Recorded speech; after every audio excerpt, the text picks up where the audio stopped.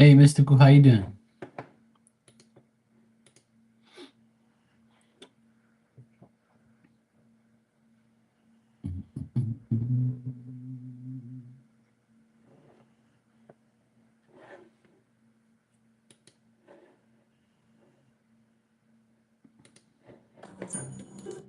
Stupid ads.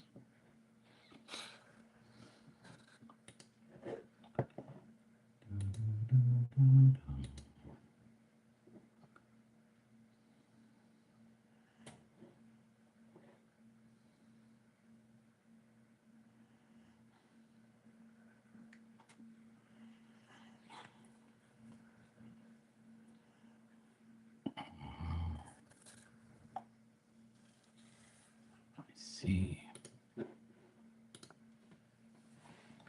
You doing great? Yeah, I'm all right. I got good rest last night. Last 2 days, I've been sleeping much better.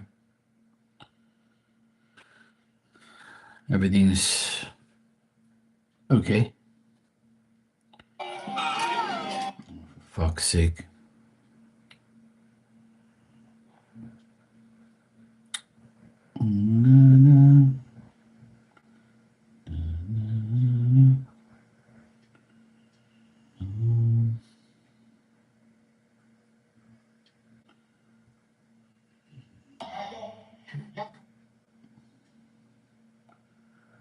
Share this video. No, I need to.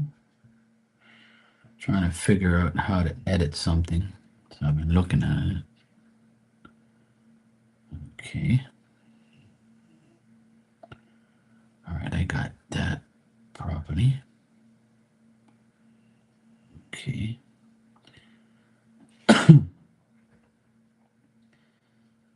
It's so annoying when you I've been on TikTok the past couple of days DJing, and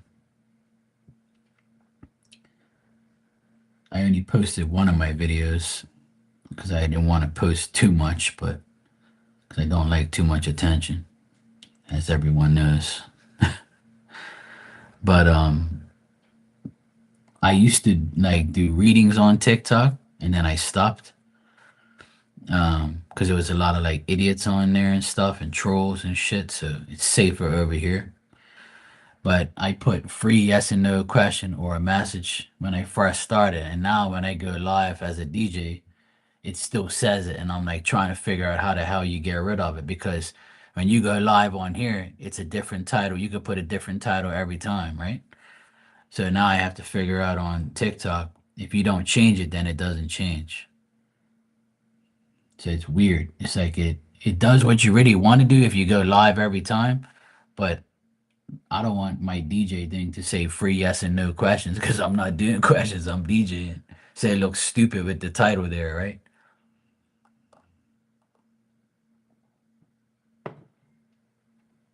So I'm like, because when I look back at the video, I said, what the hell? I'm like, I'm playing music, not free yes and no damn questions, you morons. Like, why would they do that? Like, why don't they give you a title to do?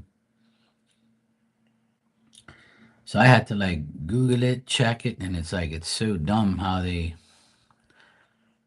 show it, like, but they don't,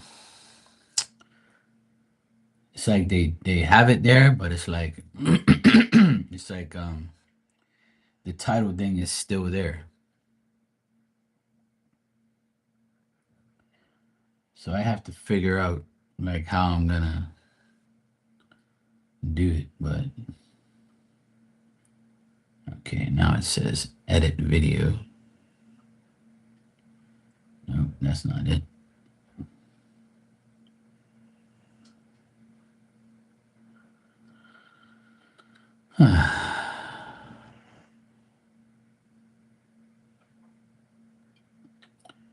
It's just so dumb.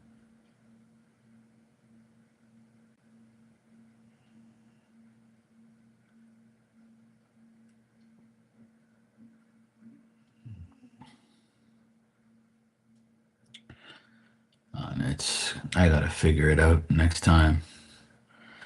Next time I go live, I'm gonna have to figure it out, see how it why it does that. because now it's not allowing me to do it because my video is not, it's not like live, so people can't see it anyway. But it's just so dumb. I don't know. I have to get my nephew to look at it because I don't know what the hell is going on. It's so dumb. I don't know. I'll figure it out. I'm gonna go live probably tonight on there and see how it works. Or maybe later on I'll go live and see if I can change it.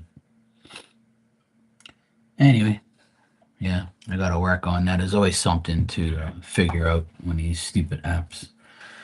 Hey Black Widow, how you doing? Hey Lucky, hey Barbie. Morning, morning. So yeah, I gotta figure that out. I just watched a video on YouTube on how to do it, but it's just so annoying.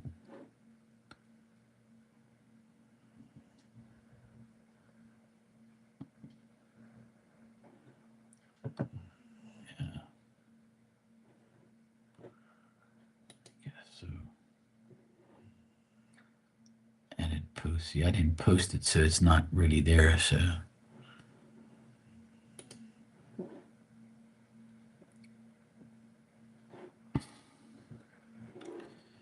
I don't know. I'll figure it out eventually.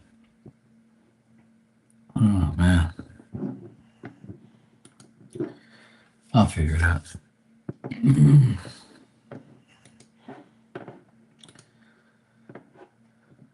Black Widow, I see you donated. Thanks. You can ask your question when you're ready.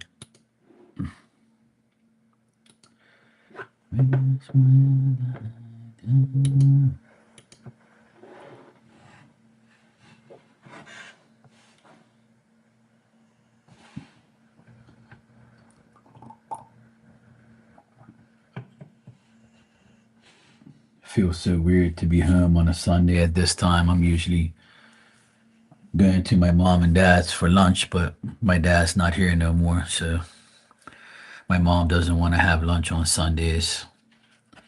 So I told her, Mom, that's perfectly fine. We'll have dinner on Sunday. It's just me and you. I said, I don't want to eat big dinners, big lunches anyway. And I said, around lunchtime, there's always like football on and stuff. So I told her, I said, it's better for all of us if we just do it tonight. She's like, yeah, I agree. Because my dad, when he was alive, he always wanted to eat a big lunch on Sundays, just me, him, and my mom. So now that he's not here, yeah, we're not going to do it no more. But I told my mom, look, we're going to have dinner tonight. I brought her up here yesterday. I went to go get her in my sister's car. I brought her up here. So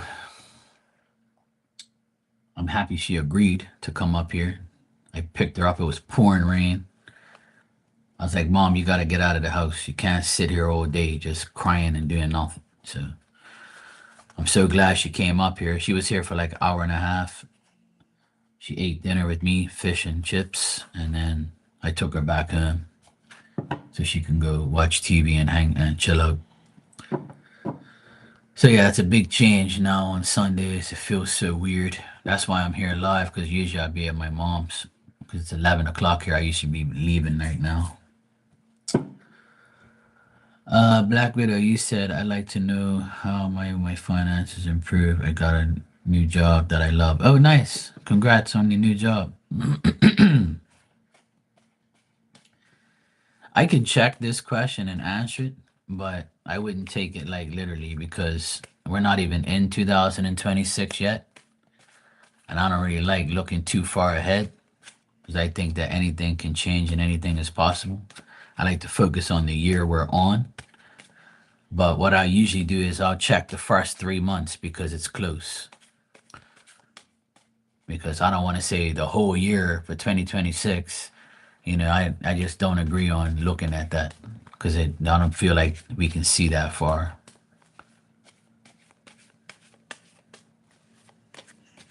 I feel like we should only check what we can.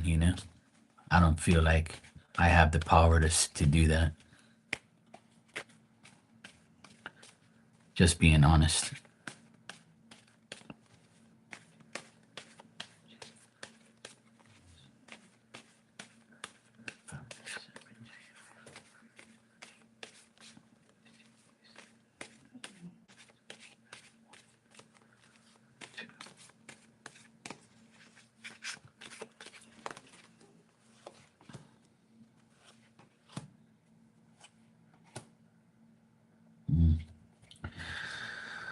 Well, for the next 6 months, including the first 3 months, I don't see your finances getting too much better. I see it being the same.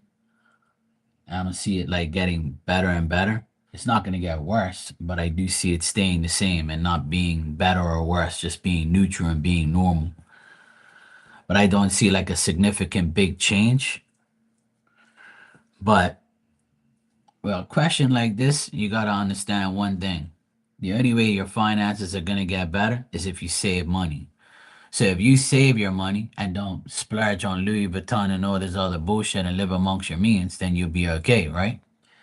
So it's kind of like Spirit's going to help you to get better. And if you put in the effort, because the last card here I get is the effort card. If you put in the effort and continue your effort for the next 6 months, then you will be successful. Your finances will be good.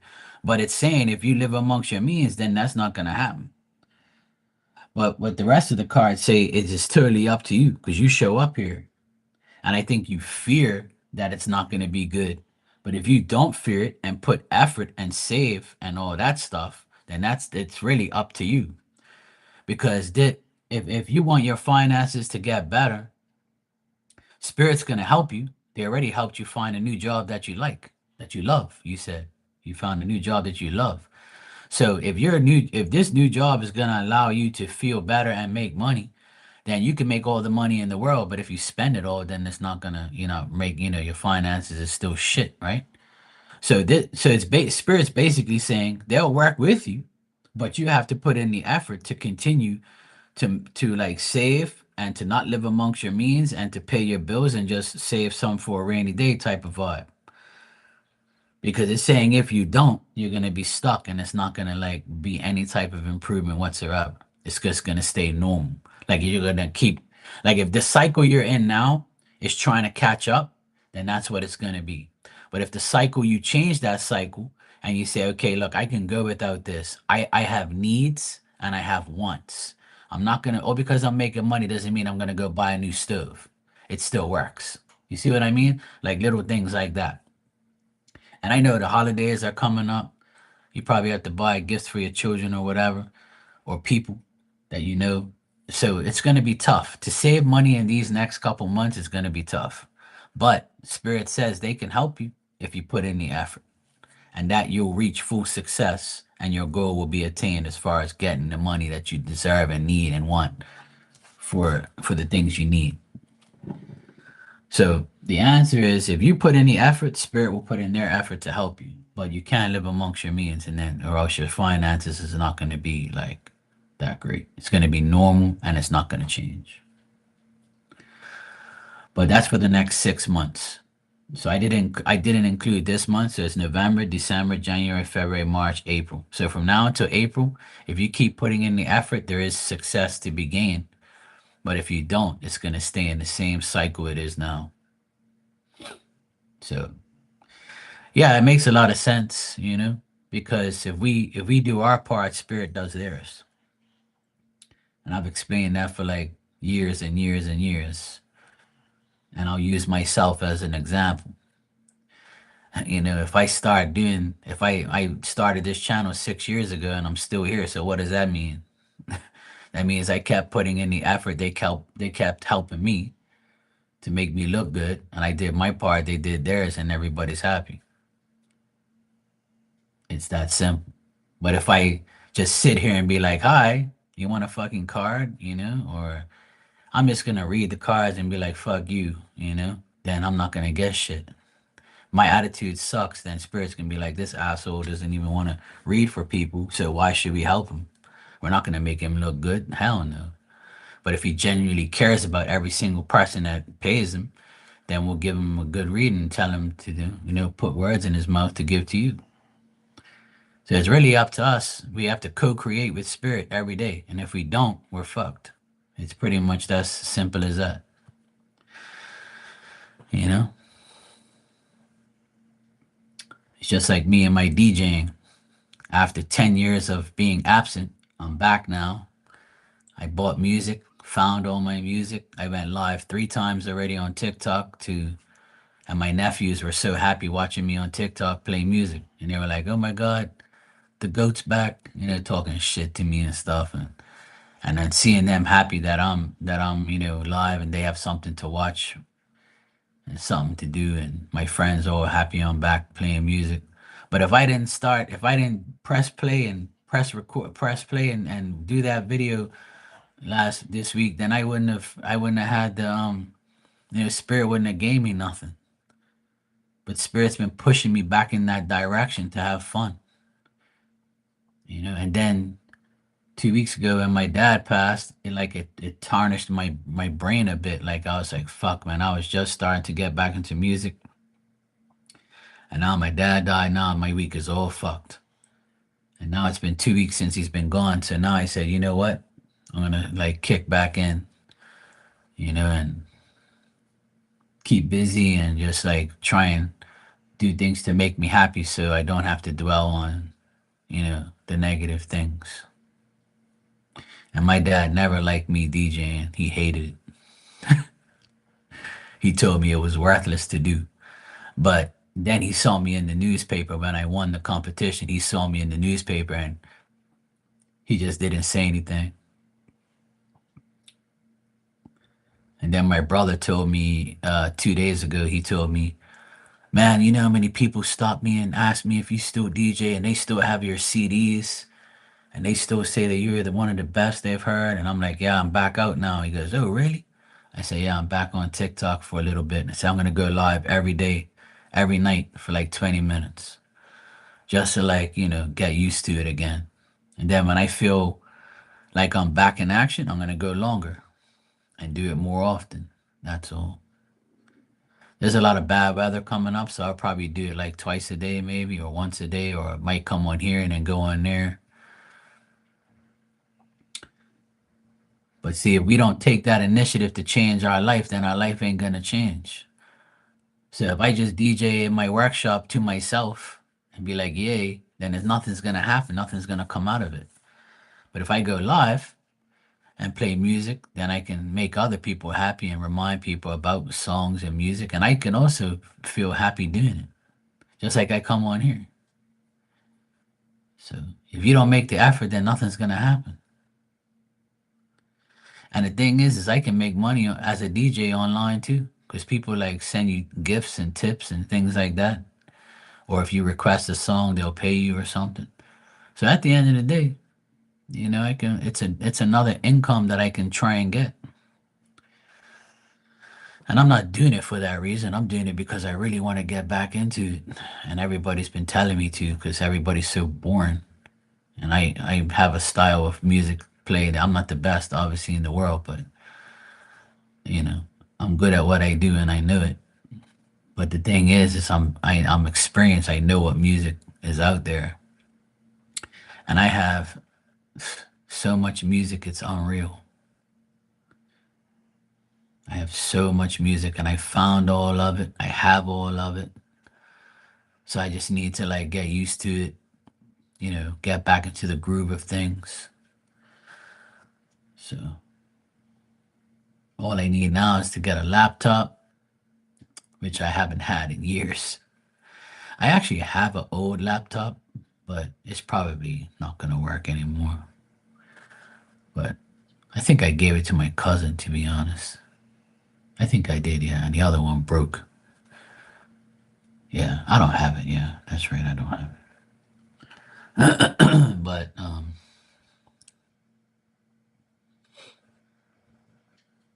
I'm working on getting more things done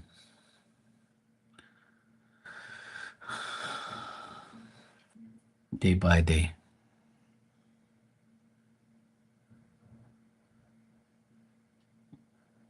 The energy feels so light today. It feels so nice. I guess it's because it's Sunday. I don't know. But the energy feels so good. Looks like it's gonna rain again. It's been raining on and off. Yesterday it poured last night when my mom was here. I took her back home and it stopped enough for us to get back home. But my mom went to church with my brother today, so I'm gonna call her in a few minutes and see how she made out.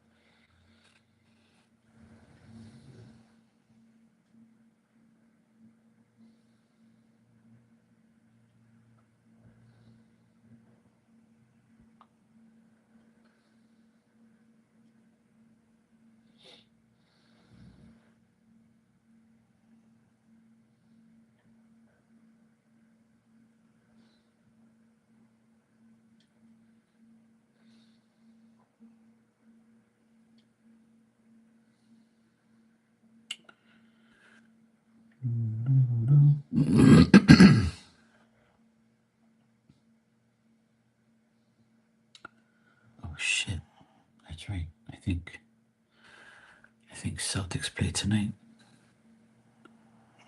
Okay,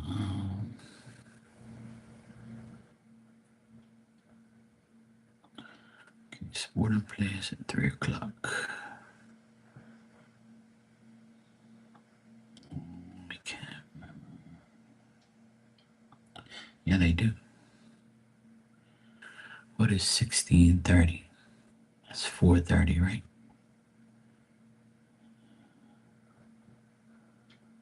4:30.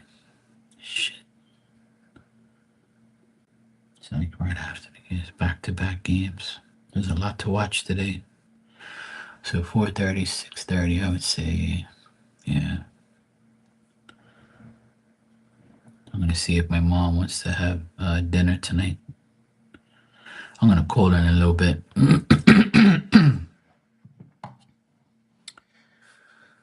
Yeah, she does, Barbie. I'm so glad that she came and had dinner with me and stuff. I don't want her to be home all day, you know. And my sister just came back from away on on Friday, and she bought my mother a skirt, a black suit that she likes, all these tops, like shirts and stuff. She bought my mom a watch.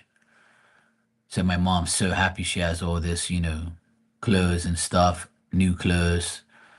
Because my mom wants to wear black, as respect for my dad's death, which I told her she doesn't have to do. Fuck what people think. But it's like a tradition in the Portuguese culture to wear black for a couple months, as for your husband dying or whatever. So she's wearing black, when she goes out. When she's home, she doesn't wear it. But when she goes out to church or anywhere, she wears black. So she didn't have no black clothes like that. She hates wearing black, right? So my older sister, went away shopping and bought my mom all these clothes. So I was shocked, and my mom's all happy she has all these new clothes. And I'm happy my sister did it. My other sister, she's away too. She comes back tomorrow, and she bought my mom some clothes too. So I'm very happy that they're buying her stuff. They're buying them clothes, and I'm buying my mom food and groceries. So we're all chipping in. As my older brother doesn't do fuck all. But I'm not worried about whoever does whatever. I'm just worried. I'm just doing what I have to do for my mom. That's all. Fuck everybody else.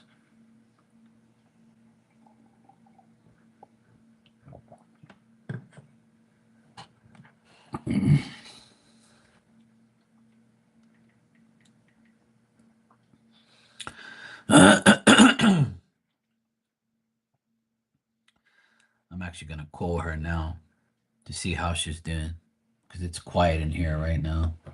So just give me a minute. I'm just gonna call her to see how she's doing real quick.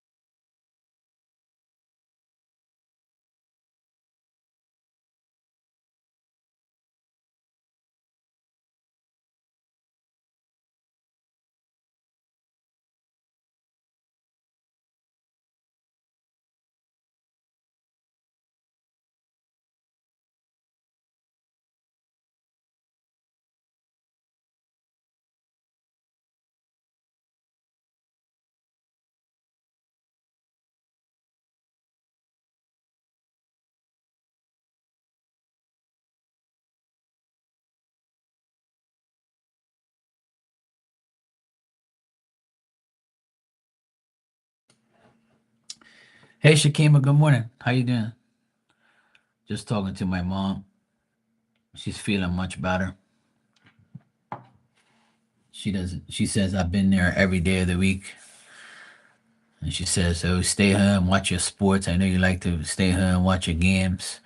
I told her, I said I'll probably come down there before the game comes on this afternoon. I'll probably come down there. I said I might, if it's not raining, I'm gonna go on the bike real quick just to go check her out. She's like 7 minutes away from here, and if I take the bike, it's even faster. So I told her I have to ride these bikes because my nephews are away. My sister's away. I'm home alone. I gotta drive the damn car, the bikes, so the battery don't die. So yesterday I drove the car, rode the bikes, but like my one of my nephew's bikes, you gotta like ride it like every other day or else the battery will die. So I might ride the bike again. Maybe like another hour or so I might go down there just for a quick ride, just to say hello and then come back. But my brother dealt with her today, took her to church, took her to the store. Yesterday I bring her here. Yesterday I bring her here to you know, some exercise. Nah, it's a motorbike, not a push bike. If I was on a push bike, then I'd be dead halfway. I meant to say motorcycle. But yeah. I am getting exercise. I'm walking around doing a whole pile of shit. So yeah. But yeah, she's about 7 minutes away. Motorbike. Car will probably take a little longer because there's more traffic and shit. But yeah.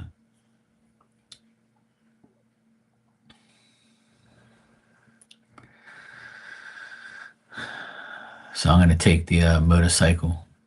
Probably like it's 11:30 here, so I'm gonna grab some lunch in about a half an hour. Lord knows what I'm gonna make. I don't know what I feel like. I feel like something different, man. I don't know what the fuck to eat anymore. But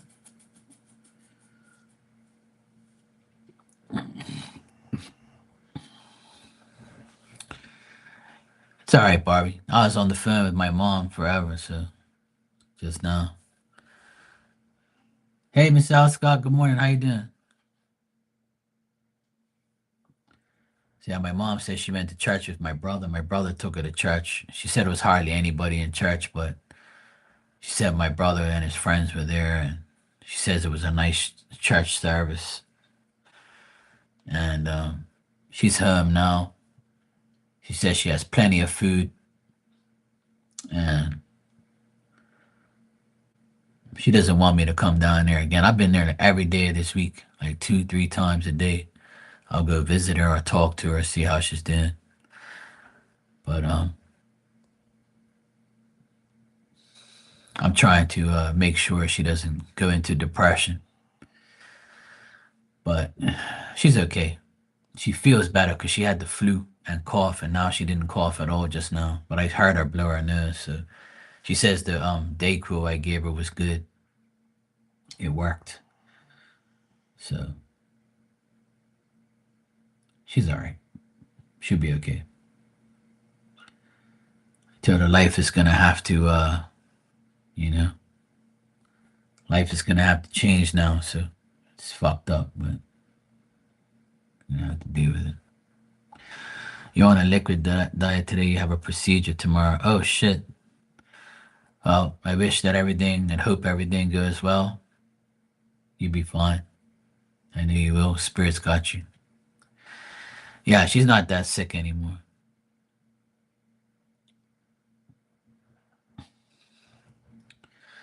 Yeah, she feels much better now. So I'm glad she feels better.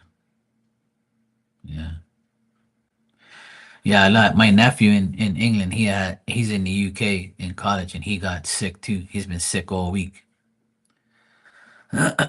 So I got some Dayquil for my mom and she took it 4 times or 5 times in the last couple of days. She doesn't like to take too much medicine, but she's like me, I can't stand medicine. So she uh she feels much better today. I can hear it in her voice.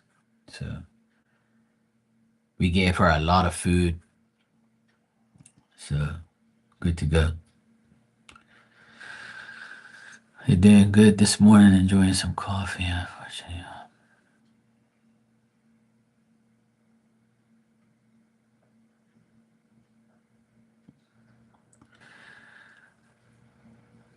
Oh, you're on BP blood pressure meds? I'm sorry to hear that. I hope you get better.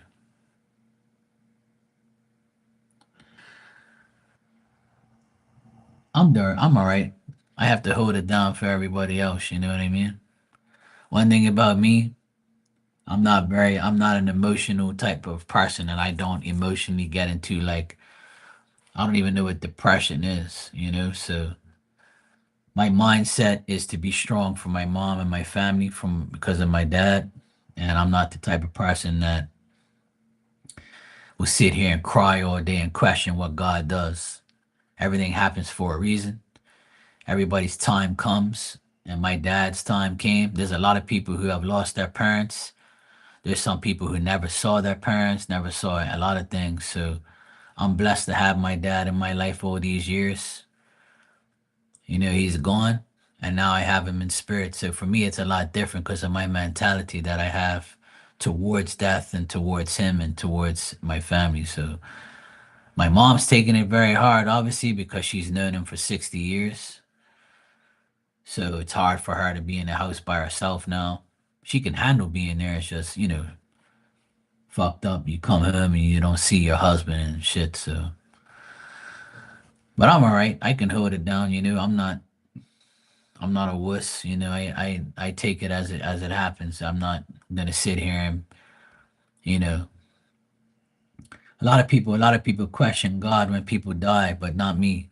You know, I'm just glad my dad passed away the way he did. He didn't have to suffer. He had a heart attack and boom, gone. He didn't suffer at all. So I'm just glad that, you know, he went because he doesn't deserve karma. He doesn't deserve to have a fucked up death. It's bad enough that, you know, he was in pain for months, you know, and had to deal with bullshit. So I'm just glad that he had a you know, a quick death and didn't have to suffer no more. So at the end of the day, I thank God for giving him a quick death and not a painful, fucked up death and a bad sending off because he doesn't deserve that. He's not a bad person, you know. A lot of people say you pay for your bullshit before you go. So my dad didn't, you know. Obviously, he had, you know, he's 82, so obviously he's not going to be functioning right? Because your body gets deteriorates. And he worked very hard his whole life. He worked 3 jobs for 30 something years, you know. So at the end of the day, I'm just gonna, you know I have him in spirit now. I've seen him a few times in spirit.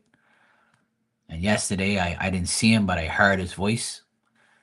And I said, when I left my mom's yesterday, he says, "Don't worry, I'm gonna be here with mom. You ain't got nothing to worry about." And I was like, "All right, cool." And that's all that matters, you know. If I can hear and see him in spirit, that's all that matters to me. And I told him, go enjoy your spiritual life with all your friends. Just take care of mom. And that's all that matters to me. Like, I don't give a fuck about anything else. That's how I am. But see, I can talk like that and I can think like that and I can analyze those things. But for somebody else, they won't be able to do that. So that's why I'm not like, you know, I'm not going to stop my life and sit here and be in depression mode because my dad's not here anymore.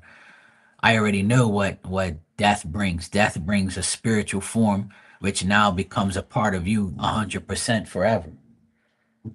So that's why I'm not really worried about anything. What are you barking at? There's nothing to bark at, you dumb dog. There's nobody there.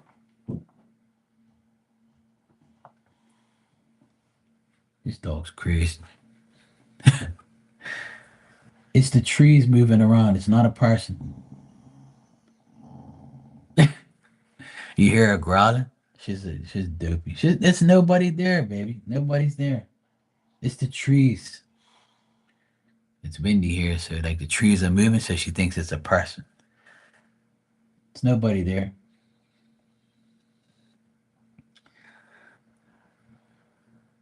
She's laying down, growling like she's laying down on the top. Ain't nobody worried about you, dog. By the time you get up, that person's gone.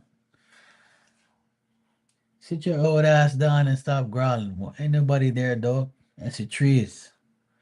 Act like you don't know where you live.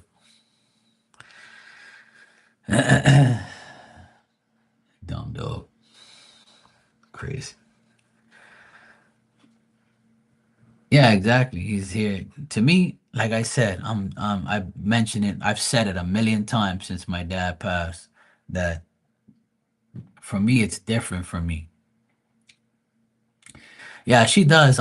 Even though she's older, she like, you know, she still tries to protect me and shit and stuff.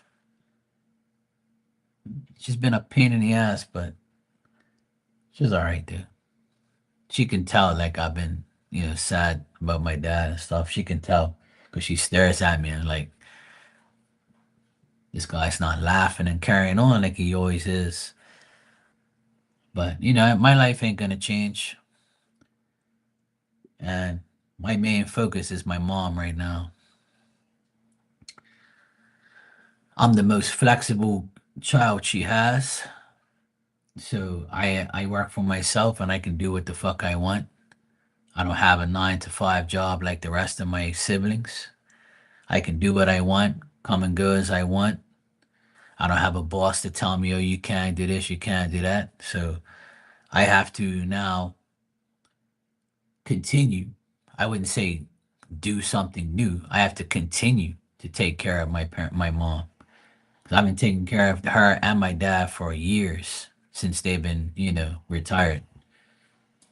And I do more than my share for my parents, and I'm going to continue to help my mom. I've been with her every single day.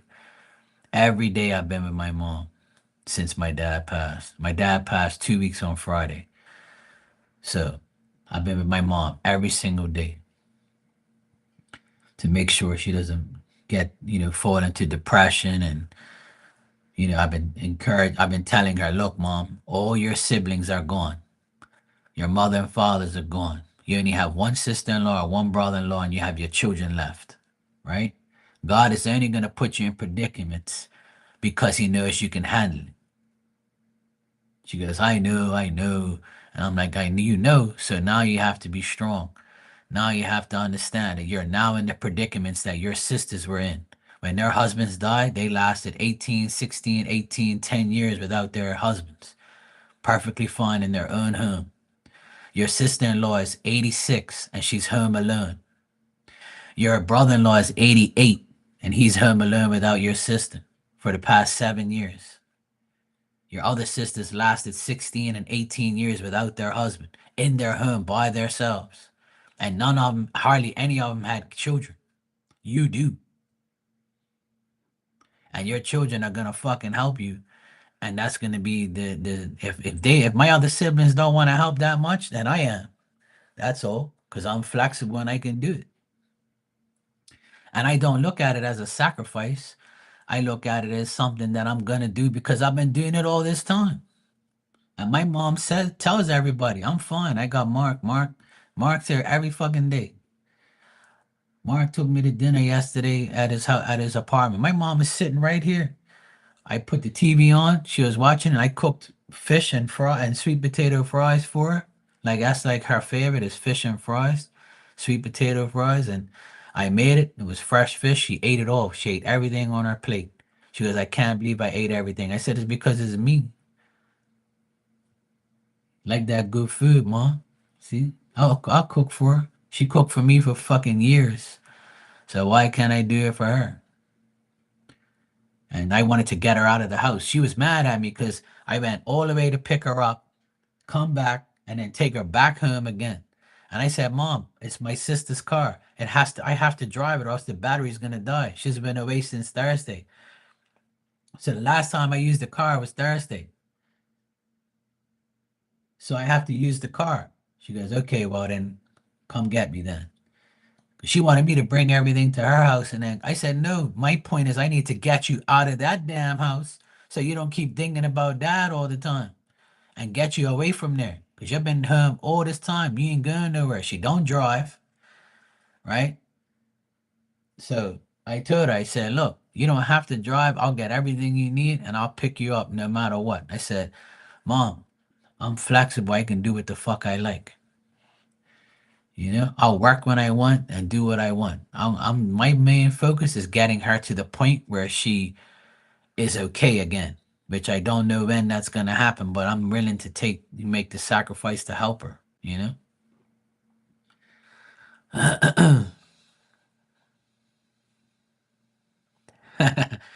Sometimes I actually feel like she sees spirit, Barbie, but she was looking out the door at the trees are moving and making noise. So she thinks it's a person out there. But I believe she sees spirit though. My mom loves my cooking, trust me. She taught me how to cook. But she gets kind of mad at me because I buy everything and I make everything and I give her shit and I don't want nothing in return. She gets pissed at me sometimes. My dad was the same way. He goes, "Oh, you don't have to pay for that. This is my house." And I said, "I don't give a fuck. I'm paying for it. Just relax, man. You're not gonna die with your money. Calm down. Just let me take care of you for once." And even before, like I would say, like my dad, he would never say thank you to me or never like praise me or anything like that until recently. Like the last couple months, he would say, "Thank you very much for cutting the grass." He would say, "Thank you for taking me to my appointment. Thank you very much." And I was like, fuck, this is a miracle. This guy is actually telling me thank you for once. Because he used to tell my sister, "I don't have to thank none of you. I've done all things for you guys all my life. I don't have to say thank you. You're my daughter. You're my son." And he would say thank you to my youngest sister, right? But he won't say fucks to me, right? He felt like, yeah, why should I say thank you? You're my son. I don't give a fuck. So then he started saying it. The last 6 months, he started saying like, "Oh, thanks for cutting the grass," or "Thanks for taking me to my appointment." "Thanks for taking me to go get a haircut. Thanks for paying for this. Thanks for doing that." So I was like, yeah, see, it was almost like he knew he was dying, and like he was like, yeah, let me at least say thank you to the guy so he doesn't, grudge me in death. But I wouldn't have anyway because I know how he is. I don't feel bad towards him at all. You know, there was one point in time where I hated his guts because he interfered in my life and tried to make me feel like I was always doing the wrong thing. You know, so when I was young, obviously your mentality is like, fuck my parents, I'm doing what the hell I want. I'm old enough now. I'm gonna do what I want. When you reach a certain age, like 18, 19, and your parents are still trying to tell you what to do, you want to run away from them and do your life, right? And that's what I did. My dad, he was fucking nuisance, man. I hated him. I really hated him at the time when I was 19, 20. He tried to ruin my life. So I was like, look, fuck you. I'm going to go get my apartment and I don't want you interfering in my life anymore. Go away. So I didn't speak to him for like a couple years. I still spoke to my mom, but my mom was like mad because like my dad, he was a very strict father, but he had to understand that he had to let me figure out life on my own. Not stop trying to tell me what to do if you ain't even done what I'm doing. Everything I did was a fucking problem. So he like pissed me off so much when I was young. And when you're young, your parents care about you. They don't want you to take the wrong path. So he always thought that I was taking the wrong path. And he never learned that, hey, see, he doesn't know anything about signs and astrology and your zodiac sign. He don't care about that shit. If somebody asked him what sign he was, he'd say, "Oh, yeah, I'm a Libra. I'm the balance, whatever, whatever." But he ain't had no fucking balance at all. But he had to realize he had an Aquarius sun that did what the fuck he wants, and he found that out the hard way. So everything I did, he said I couldn't do. So that motivated me to prove him wrong. So in a way, he kind of helped me get courage with his negativity. You see what I'm saying? I fed off his negativity. I fed off him telling me I can't do shit. I fed off his like doubt in me. So by him doing that, it actually helped me, and I realized that years later that hey, you know what? His doubt and his fear of me failing actually helped me become who I am today. So if I didn't have him in my life, telling me negative shit and doubting me, then I probably wouldn't do what I'd be doing. You see what I mean? And one thing I never told him or my mom is that I do psychic stuff and I'm a medium and I talk to dead people. If I told my mom and dad that shit, they'll be looking at me like, yeah, you're fucking nuts. There's something wrong with you. Like, you're fucking weird. Who the fuck are you? Like, who are you? Like, you definitely ain't our son because nobody does that shit in our family. They would have, downgraded me again. And I would have been like, that's why I never told him because some things are best unsaid. But now he's in spirit. He's been to me a few times now. Even the day he died, he showed up and he was smiling and he said, yeah, I know now. We can talk this way now. And I'm like, yeah, I know, but it's not going to be the same. Like, but I said, now fuck it. Sometimes you take shit to the grave. Well, yeah. When he went to the grave, now he knows. So he's spoke to me and I've seen him a few times now. So, and I see him hanging out with his friends that are passed before him. So it's like, I'm glad. But see, I can't say that shit to my family because they won't believe me. You know what I'm saying? And they won't care like what I say. So I keep all that shit to myself. So I don't give a fuck what anybody says anyway, but I rather keep this part of my life to myself. So, you know, it's different, but it's still cool at the same time. And I told him I had a conversation with him in spirit, like probably the second or third day he was gone. It was like that Sunday night before I went to bed. He appeared to me and he thanked me for taking care of everything in the house and stuff. And then that Monday I was at the house fixing up the house and doing the things that he wanted to do. But see, he was very ignorant and stubborn. Like I would say, Dad, I'm gonna chop these trees right here and make it look nice. No, no, don't touch it, cause it's not the right time. You gotta do it in October. You gotta do it in November. And I'm like, look, it's your fucking house. Look, you don't want me to touch this shit. I'll leave it looking like shit. So then when he passed away, my mom says, please, Mark, cut that damn hedge. He's not here to bitch and moan. I say, yeah, little do you know, right? So then when I cut the hedge, like he said, yeah, go ahead. I know it needs it. And he was there with me when I was planting, like, cause he taught me how to plant like trees and he taught me how to like cut hedges and shit. Like he taught me a lot of things. Don't get me wrong. He taught me like hard labor work. That's why me and him are the same in that category. I work hard because of him, but he didn't have like multi talents like how I do. Like he was just a hard, worker. He was just a laborer. He didn't have like a specific talent.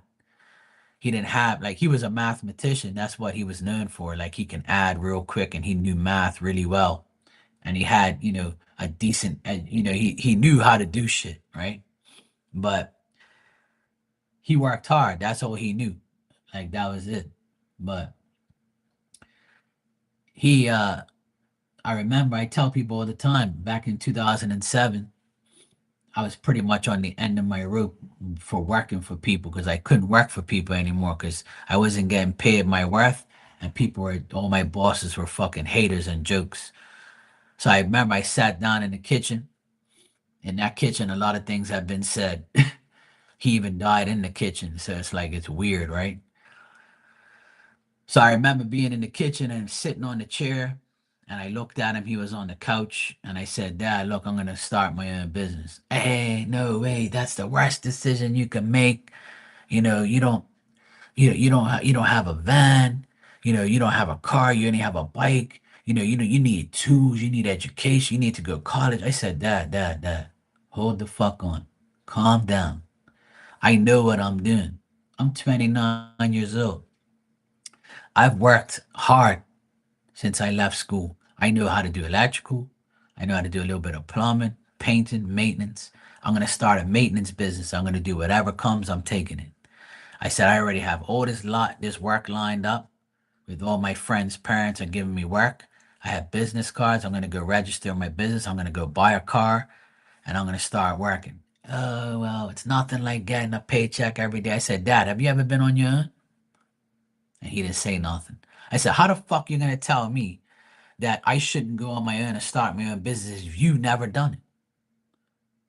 You've been a slave to every boss you have. So I don't want to be like you. I want to have my own business. So he said I was making the worst mistake of my life. So here I am, 19 years later, I still have my business. I'm now entering my 20th year. And guess who was my number one client for the past umpteen years? My dad and mom. And guess what? Everything I did for them, I did for free. Sometimes they paid me, but I would not let them pay that much. I would lie to them about what materials cost so they don't have to pay, which they knew, but I just didn't want them to pay me, like, a lot. They gave me some money in the beginning, but in the end, I never took their money. But they would always, my mom would always make food and shit or give it back indirectly. But, he, like I said, I don't grudge him or like hate him because he always told me I couldn't do shit. But instead, he motivated me to prove him wrong. And it felt really good proving him wrong every day. And that's why, like I tell people, sometimes when you're young, your parents are strict and they don't want you to fuck up. They don't want you to make the wrong decision. But at the same time, you gotta let your children make mistakes so they learn from them. You can't keep warning them to not do shit, then they won't know what life is. They won't know what a mistake is. They don't know what it is to be something that they're not supposed to be. Because when something don't work, something else will. So at the end of the day, if it wasn't for him telling me that I couldn't do it, I probably wouldn't be on my own. Because he'll probably discourage me from doing it, which he almost did. So, like I said, throughout the last 19 years, he's heard a lot of people say that, hey, your son Mark is a good electrician, but he's got his business. I hear great things about him. And then he's like, yeah, he fixes my house. He works on my daughter's house. He works on my friend's house. I've worked for people that he knows and they come back and tell him and say, hey, look, Mark did a great job, man. You should be proud of your son. People used to tell him that shit, but he never really told me that shit. But my mom did. My mom exposed him in the background. My mom was like, hey, look, at church today, this couple came up to dad and me and said how good you are at your job and how wonderful person you are and how professional you are and you did a great job. And then you did this other job, blah blah blah. It's like, yeah, I know you're talking about, blah blah. So I never looked for recognition, but so like he felt kind of embarrassed and kind of like stupid because I proved him wrong. And then like my mom would like he would never say or like how's business or how's work because it was like a slap in the face to him because I proved him wrong again. He did it with my DJ stuff. He did it with my life. He did it with my business. He did it with the women that I dated. Everything I did was always a fucking problem. So then I always proved him wrong. Like I always proved him wrong and say, yeah, I'm glad you told me that shit. Now I'm gonna show you that I'm not stupid like you think I am. And at the end of the day, before he died, I did everything for him. I ended up taking him everywhere and doing everything. I never like I could have been an asshole, right? And said, you did this, you did that. You never wanted me to do this, and I proved you wrong. Like, you're a negative fucking idiot. Get away from me. I don't want to speak to you no more. Like, I'm not gonna do that because I look at it different. I looked at it as God wanted me to prove my dad wrong. God wanted my dad to irritate me and tell me I can't, so I can. So somebody had to do it. Because you'd be dumb to tell me that I can't. Because if you tell me I can't, I'm going to show you I can. And then when I prove you wrong, I'm probably going to rub it in your face a few times. Because you should never tell somebody you can't do shit. Like that's disrespectful in my mind. But from him, I took it as a motivation. Even though he was disrespecting me in so many ways. But I said, yeah, I'm gonna prove you wrong again. I'm gonna show you like I can be more than what you can ever be, like. And then I did. I'm still doing what I have to do. And I have multiple talents, so I can do a lot of things. And now he knows what I'm doing now. So he's like, okay, now he could say, fuck, no wonder you weren't working hard for a while. You were online making money and doing this shit. But I'm sure he's like saying to himself, I was worried about this damn boy all this time. And look, he was perfectly fine. Because my dad's the type of guy, when he used to call me and he used to say, oh, what you up to? What you doing? You're working? I say, yup. Even if I wasn't working, I would tell him, yeah, I'm working at this house, whatever. I would always like kind of lie to him because I'm not going to tell him about my psychic life. I'm not going to tell him that I'm doing something that, he don't approve of because I got tired of even though I lied to him, it was for the best because every time I was truthful, he would always irritate me, right? And even if I told him the truth, he probably still wouldn't believe me. But when he saw me do the renovation here at my sister's, he was shocked. He was shocked to see me do all the work that I did. And my sister would tell him, oh, Mark done this, Mark done that. Mark organized this whole job. Mark mapped this out. He read the plans. He did this. So he would just go, he'd be like, yeah, fuck, he proved me wrong, that fucker. You know? But I thank him. I thank him now for doubting me because he motivated me. So, like, I see that's how we have to be, especially with our parents. Because if you ain't got kids, then you don't know because you don't have that bond. You see what I mean? But if you have nephews and nieces and you're close to them like I am, I'm close to all my nephews, so I changed my life so I can make sure that they don't want to, they don't end up like a bad person. So that's the thing. Like you have to understand that people want to follow you, people want to be like you, people idolize you, people, hate you, jealous of you, envy you. So you got to take it all in and analyze shit and do what you have to do at the end of the day. You know.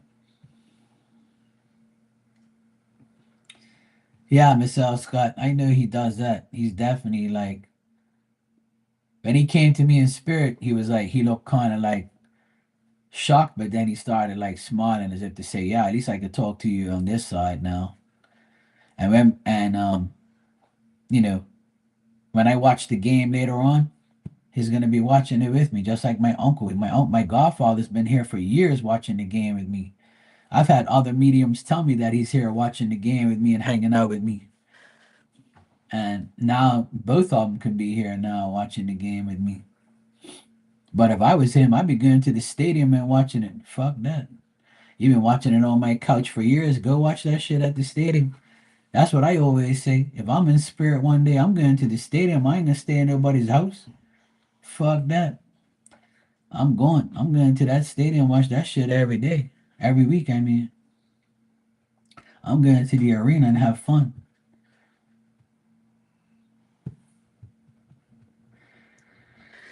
So yeah,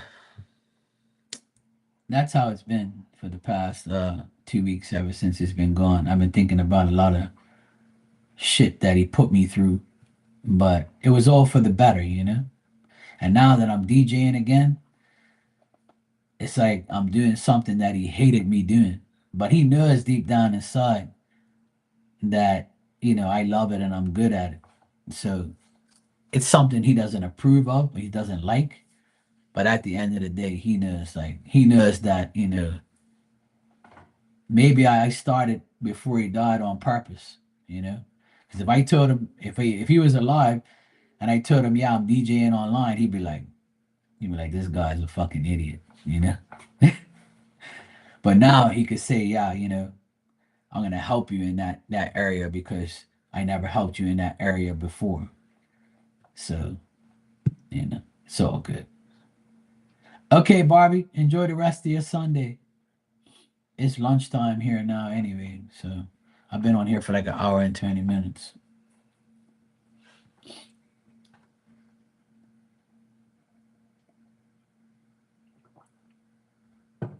My coffee's still a little warm, so it's pretty good.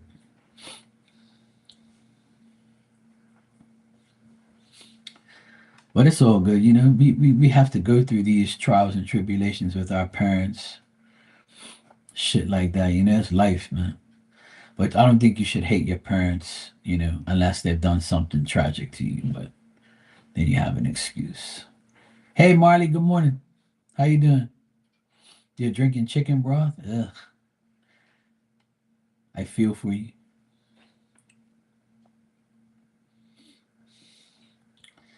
Yeah, I drink coffee every day. I might sometimes I drink like a cup and a half. You don't even like soup? I'm not really a soup fan either. It has to be like really cold in order for me to eat soup. But I'd rather eat chowder, clam chowder. I don't really like it's not the same.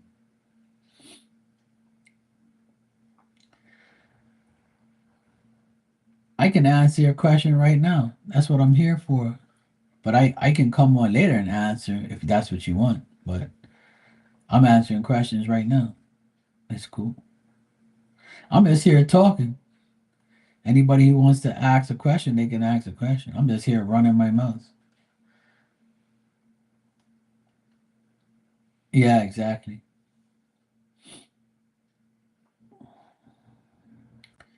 I've already answered a question today when I first came on. Somebody answered, but it's up to you. You can get it now, later. I'll probably be on later tonight. Yeah, chili sounds good. I wouldn't mind having some of that.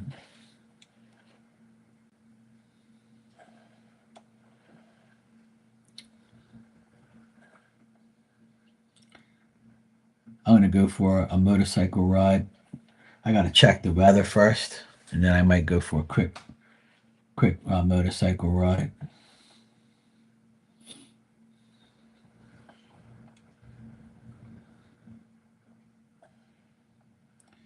But Mr. L. Scott, you can ask your question now if you want before I go. It's up to you. Hey yo, what's up, bro? How you doing? Top of the morning to you too.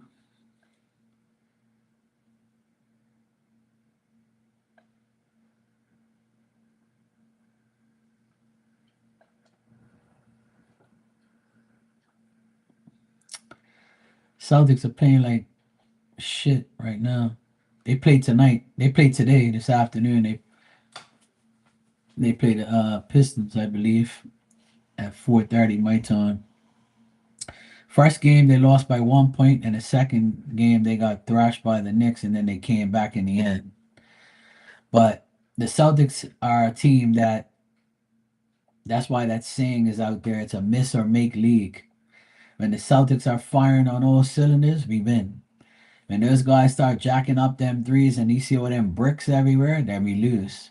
They have to stop shooting so many threes. When the threes aren't going down, they should be going to the hoop trying to draw a foul. And that's why I like the old Celtics. They didn't really shoot a lot of threes like that. They went to the hoop.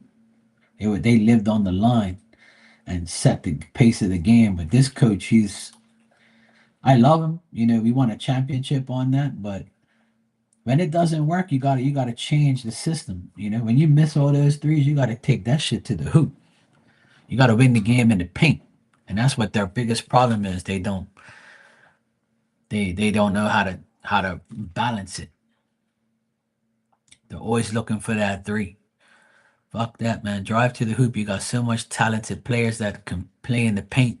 Take them mid-range shots, bro. But you know, I'm not the coach, so I can't change it, and I'm not gonna make excuses for him. And plus, it's only the second, third game of the season now, so we got a long way to go. And I'm not expecting too much from him. I'm really not.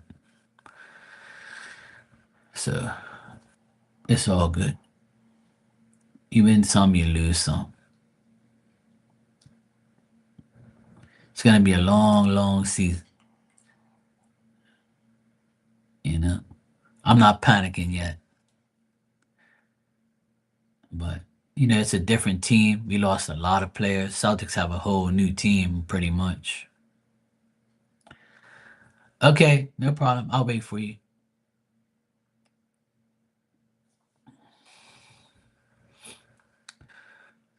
But yeah, it's a you know, my Patriots are doing good. Finally, we have a winning record. Hopefully, we beat the Browns today. That game comes on in 2 hours. I'll be watching that. I got my Patriots hat here, and my Bruins finally won after winning the Bruins. My Bruins hockey team won the first 3 games.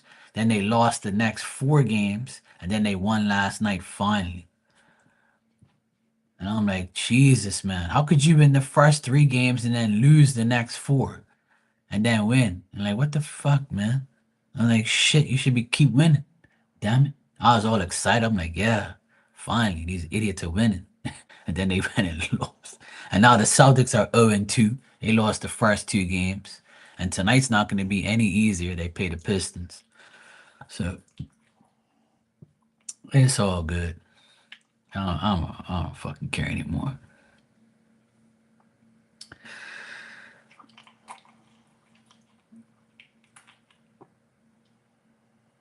Yeah, exactly. Well, that was the best era to me, for me, like in my lifetime. I mean, I saw Larry Bird win the championship back in '86. I was only like 8 years, 9 years old, but uh, I've been watching the Celtics ever since I was a little boy because my dad is a Celtics fan. He grew up watching that, and then we ended up watching it. But back when Paul Pierce is my favorite player, so now that ever since he's been gone, I'm kind of like, yeah, whatever. I'm not expecting the Celtics to do too much, but they won last year. You know, when they won last year, I was happy as heck. I would have never thought they would have won, but they did. And then Tatum gets hurt, and now we're fucked again. We don't have no luck. No luck. You're praying that your birds do their thing. Yeah, the Eagles are looking good. They'll be all right. Eagles will be up there in the playoffs again this year. The Patriots are like a miracle right now. I can't believe they're winning. Like they're doing good. They have a new coach, new team, new quarterback. And it's working. Finally. The Patriots have been ass ever since Brady left. We've been shit. And then Brady left that year and ended up winning the Super Bowl with Tampa Bay and pissed me off because I never wanted him to leave. And I knew he still had at least another year or two. And then ever since Brady left the Patriots, I haven't been really watching it that much. And then this last year I watched and it was painful. The year before that, it was painful. And then this year I'm like, dang, we're actually winning. Holy shit, this is a miracle.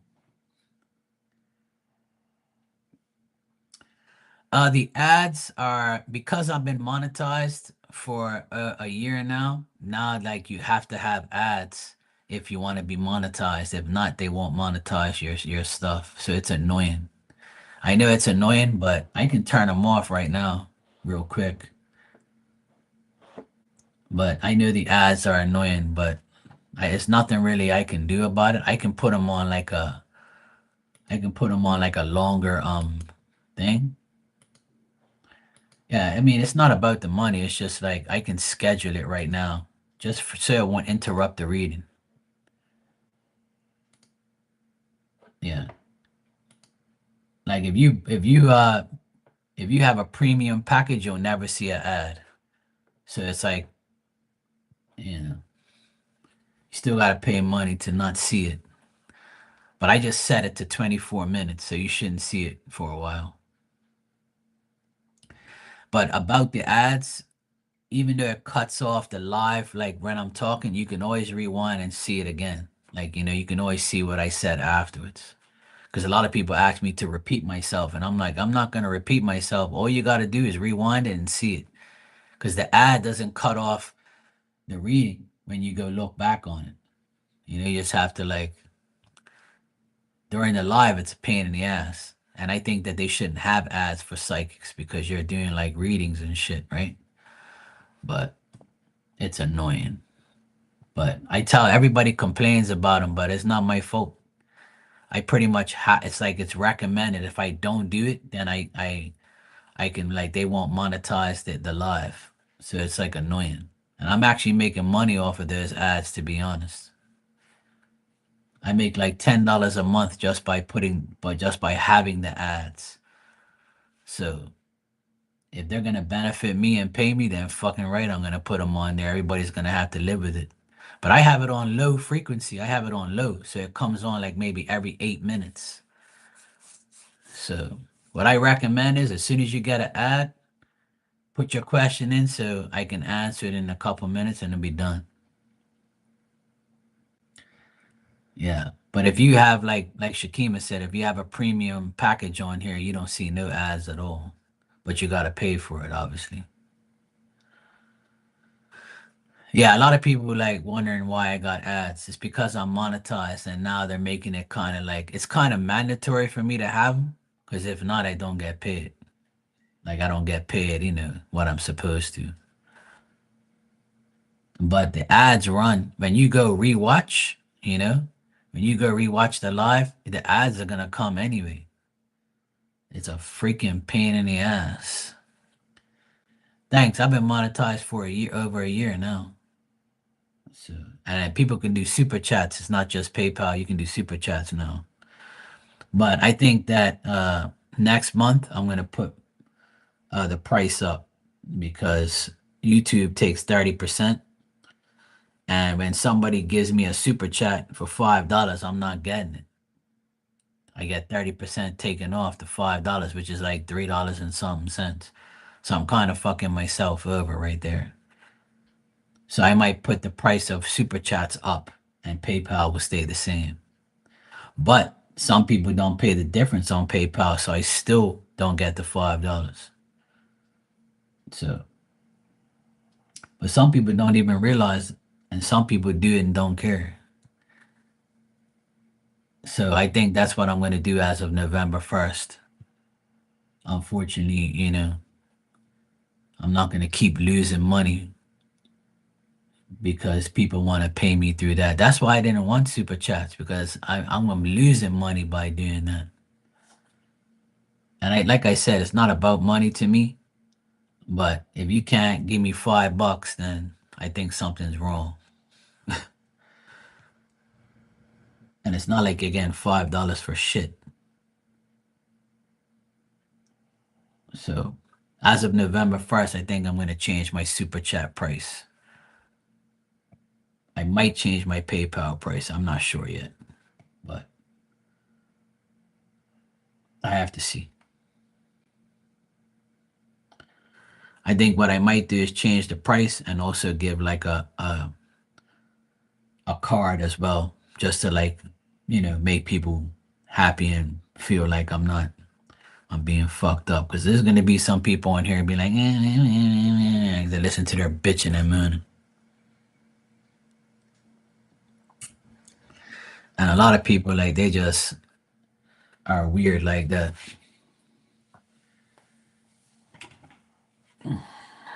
Because at the end of the day, if you want, I'll keep it the same and I'll just say yes and I'll just say no and I won't elaborate.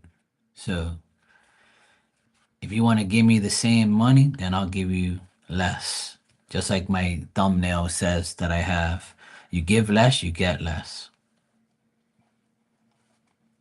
It's that simple because I'm not gonna keep like losing and indirectly you know the deal and you still do it.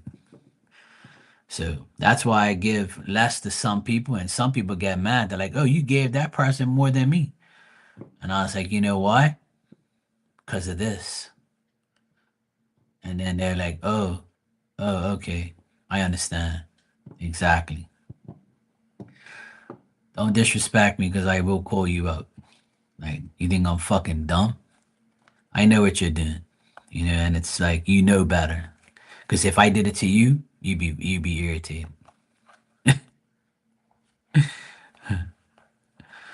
You know what I'm saying? That's why like people because when I send PayPal to my friend and in the States, it says it right there. If you want this person to get $100, then you have to give 107. So I know that some people see it and you ignore it. You're like, fuck it, I'll let Mark deal with it, you know? I'm sending $5, fuck you. You see, and some people send more because they know that I'm gonna get, that way I'll get the $5. And if you're sending to somebody in Canada or in England, you have to pay the difference, or else that person's not gonna get it. So you're not gonna get what you want, right? So what makes it different for me? You see? Hey, Joanna. When you put it as friends and family and PayPal, they don't charge the fees versus payments for good and comes with protection in case you want to open a case. That's the difference. It is a small funds at the end of the transaction. Yeah, but the thing is, with that, Joanna, that's not true and is true because I live in Bermuda, right? The dollar is not the same as the American dollar. It's a little bit different. So when I send, right? When I send money, if I were to send money to you right now, and I would have to send you $5, I would have to send you 5.53 or something like that for you to get the actual $5 itself. It doesn't matter what I put in there, friends, family, whatever, because it's the way PayPal makes money. They make money off the transfer fee. So it's like when you send it to me, you're sending it to a different country. So you have to pay more. Or it allows you to do it sometimes, right? You might get away with it. It depends on the amount. But for me, I don't know how it is with you guys, but for me, that's how it is for me. Like when I send to the United States, I have to send more money, so it makes the difference. And if you go to PayPal and you go to the calculator thing, it'll tell you how much I have to spend extra to give that person the solid $100. I do it all the time. I've been doing this for years with the PayPal thing because I can't use in Bermuda, I can't put my bank account and transfer the money to my bank account in Bermuda. It don't work that way. We're prohibited to do that. PayPal doesn't have a contract with Bermuda banks. So what I used to do is I used to send $400 to my friend in Boston, and she used to MoneyGram me the money so I can go collect it cash. But if I do that, I'm fucking over myself a lot because I have to send her $40 extra. So she gets the 400 and then she has to spend $27 to send me the money to MoneyGram. You see what I mean? So I can't put it in my account. But the good thing is all these years I've collected money through PayPal, right? So the money I make on here, I use it to buy things. So when my generator got zapped by the lightning, I went on eBay and spent $700 on the motherboard for my so I got to use my PayPal money on something that I need. You see what I mean? So in Bermuda, I can't put that money in my account, but I can use it to buy things. Yeah. So it's beneficial either way. And I can still get my cash through certain ways, but I have to use the friends and family thing. So you're right about that, Joanna. I have to put this is a gift for friends and family. So that way they don't get charged for the tax, right? So it's a pain in the ass. But PayPal has to make money too. So that's why you have to pay a fee. When you send me $5, you might have to spend 5.43 so I can get the five. But some people are like, fuck that. Mark's gonna get 4.43 and I don't care. So when I get a payment from somebody and it says less than $5, then I'm gonna give you a less too. Because you know fully well that it's doing that. Because it says it on your end. On your end, it says in order for this person to get $5, you have to send 5.43 so they can get the full five. And if you don't do it, then I don't get the $5. And I've explained this a million times. Same thing with the super chat. When you send me $5 on a super chat, I'm gonna get 30% less because YouTube takes 30%, which is rightfully so. And PayPal takes 5%, I believe. So that's why I think that next month I'm gonna put my price up because unfortunately, you know, life is more, and I'm on here more, and the price of everything is going up. And I think I've kept my price that way for since COVID. So my price has been $5 for a question since for 5 years. So I feel like I've done my part, and I always give more than what people bargain for anyway. And I give a lot of free shit. So I think as of next month, I am gonna put my price up a bit. Not a lot, but a bit more. So I'm sick and tired of like people doing that shit. And then the people who do it, right, are the ones who want the most. And I'm saying to myself, you must really think that I'm dumb and I was born yesterday and I came out of an elephant. Like, are you fucking dumb or something? Like, what? Why are you disrespecting me like that? But if I say something, I'm fucked up, right? Of course, I'm always fucked up. Meanwhile, I'm giving you, you know, everything and some. When I can sit there, when I can sit there and say yes or no. If you say, hey, am I going to get this job that I interviewed for? I shuffle the cards and I'll say, yes, you're going to get the job. You want me to say that?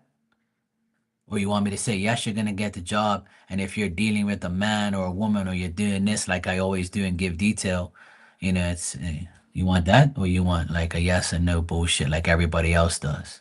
Because I know people on here that just say yes or no and take your fucking money and no extra nothing. So if you want that, you go right ahead and do it. So it comes a point where I have to draw the line, unfortunately. But it's life. Hey, Tanya, over 20? No, no. I couldn't do that. But let me tell you something as well, and everybody knows that this is true. There's some people who come in here and ask me for a mediumship message, and I do it for $5. You can't find that on YouTube. And if you do, let me know. Because I want to go to that person too and get $5 mediumship readings too. Because I never once told anybody you can get a mediumship for $5. But I just say, you know what, I'll do it. Fuck it, because I don't care about money like that. But unfortunately, some people have to learn the hard way. Because nowhere on my shit says that. But you do it anyway. And I do it because I care and because I know that you actually need that. And some people don't have the money to be spending on that, but they want something because they know I'll do it. And some people in here get free mediumship readings because I just happen to just deal with it. And I don't say, hey, I just gave you a free mediumship reading. You agreed to everything. So you better give me $20, you know? Everybody knows how I am, and I don't have to sit here and reap up shit or remind people about what I do. But it comes to a point where some of these people know what they're doing and they do it anyway. And it kind of like irritates me to a certain point because those are the people who want more. You're giving me less, but you want me to keep elaborating. Like, who the fuck you think I am? Do I have stupid written across my hat? You know. And I charge $55 for a reading on Instagram for half an hour. And I stay on there for like an hour or more with these people sometimes. And they say, oh, I'm going to sing. I'm like, no, no, don't worry about it. It's cool. I'm talking to you because I want to. The price is the price. You know what I'm saying? And that's it. I'm not sitting here telling you you have to do more and pay more. No. All I'm saying is have some common courtesy for me and understand that, I have bills to pay too, and I'm actually giving you more than a lot of people will ever give you. So be considerate at the same time. I'm not here trying to fucking tell people, oh, you have to pay me more and all that shit. I'm just saying, you can find somebody that does what I do, then let me know, because I want to go to them too. I'm still waiting.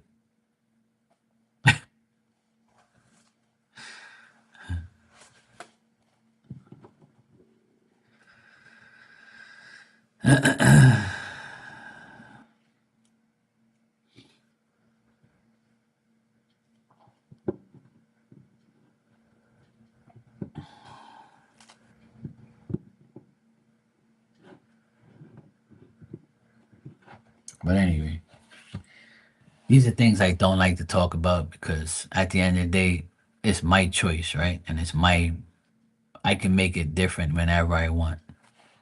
So it's still like, in a way, it's like I'm complaining about it, but I also can do something about it. And I am, for sure. Because I've mentioned it and people still do it. So I'm like, you know what? Maybe if I put my price up, I'll get rid of these idiots that treat me that way. And but sometimes like there's people who do it, but they get a lot of reading, so I never ever complain. Because if you get a lot, then I really won't care, you know? Because at the end of the day, you deserve that decent price because you get readings from me every day or every other day or every week. So my long term people that have been here, that's fine with me, like, you know? So at the end of the day, I'm not gonna cry about a couple cents and a couple dollars because that's just stupid. But I don't hear anybody talking like that on here because these motherfuckers are greedy, super greedy. That's why I used to diss that chick that I tell you with the popsicle sticks. I used to diss her all the time because she would be like, "Oh yeah, I'm not answering anybody until you put a $50 super chat in here, and I'll pull you three popsicle sticks and bullshit your life." And people are like, and people are giving it to her too. I'm saying you people are stupid as shit. You're paying $50 to have a stick like this to say Spirit loves you, Spirit does this for you, and oh, your grandmother thinks about you. $50 for that. But you can't give me my whole $5, and I'm giving you way more than this bitch gives you. Go fuck yourself. You know what I'm saying? That's why I make that point a lot to people. Hey Holly, how you doing?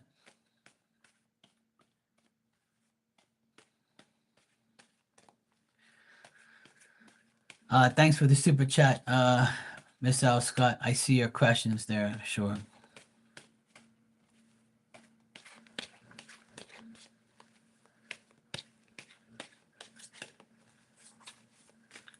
I'm on TikTok now too. I'm DJing on TikTok. I did 3 lives already. I'm gonna try and do a live every night on TikTok. I DJ for like 20 minutes past 3 days.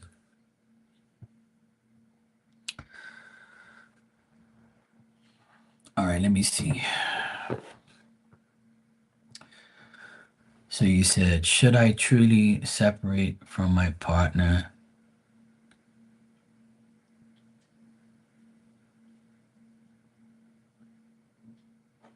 All right, let me see. No, it's the same TikTok I have, Marky Mark. I'm not gonna create a new one. I'm just gonna keep my same TikTok. Yeah, because I have a lot of followers on there, so I'd rather keep it like that. Yeah, I usually come on like 8 o'clock at night.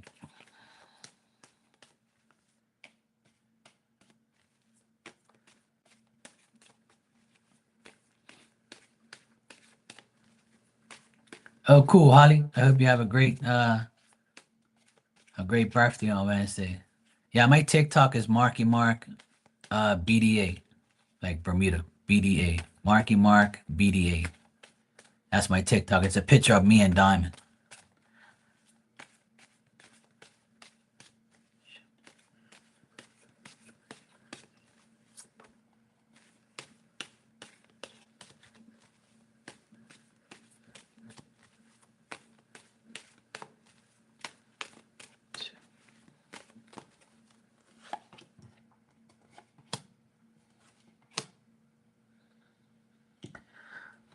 Well, as far as your partner, Miss L. Scott, it says that things might be difficult dealing with your partner because of past things and past difficulties. And you might have to work hard to be with that partner or that partner, and you have to work hard to be together.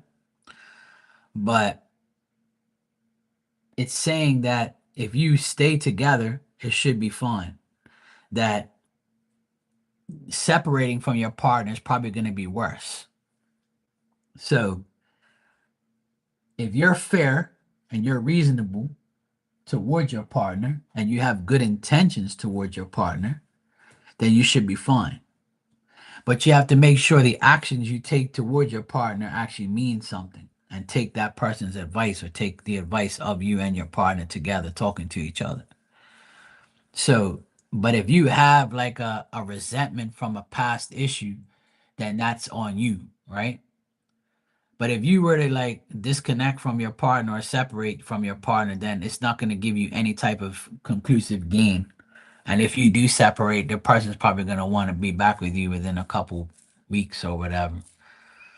So I don't see it being like super super beneficial for you to do. I would say probably stay with your partner and change certain ways or certain things or certain systems. But the only benefit you'll have by not being with the partner is because you'll be able to do whatever you want. So if you want, so this is the scenario. If you do disconnect, then your partner's probably going to find it very difficult and hard to be without you. Now, if you leave your partner, then you become the justice here. You're going to become the person that's more balanced, proper balance. You'll be able to do whatever you need to do, and your actions towards them will be like less because you don't have to deal with them. You know,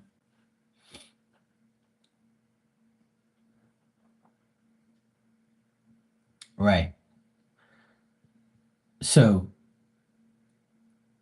it's really up to you if you want to leave. But if you do leave, then it's only going to benefit you, right? And if you want that you to be benefiting off the breakup or the separation, and that's all that matters, you know. So it's really up to you. Yeah. So this is a situation you're damned if you do and damned if you don't, you know.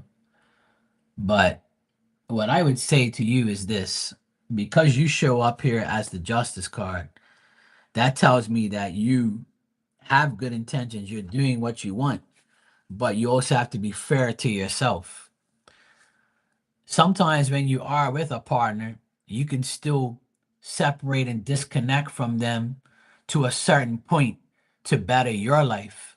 So as long as you're benefiting off yourself and not off of them and don't really need them, because if you start showing a partner that you don't really need them, it might wake them up. And if it doesn't, then you've tried everything you had to do, right?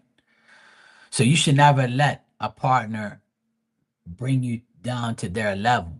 It's up to you to succeed during the relationship because usually both partners don't succeed together.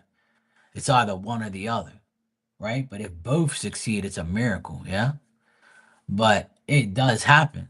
But it's really up to you. You're not supposed to let your partner bring you down. You're supposed to show them, hey, look, I don't fucking need you. I want you. I like being with you. I love you, yes. But I'm not going to let you bring me down. And then when they see you succeeding, it shows them, hey, look, see, I don't really need you. But if you want to be with me, then you need to fucking buck up and do the right things because I really don't I can let you go right now. So sometimes that can wake up the person, you know? So you have to overcome that all in your own mind in your own way. So it's up to you to really deal with it, you know?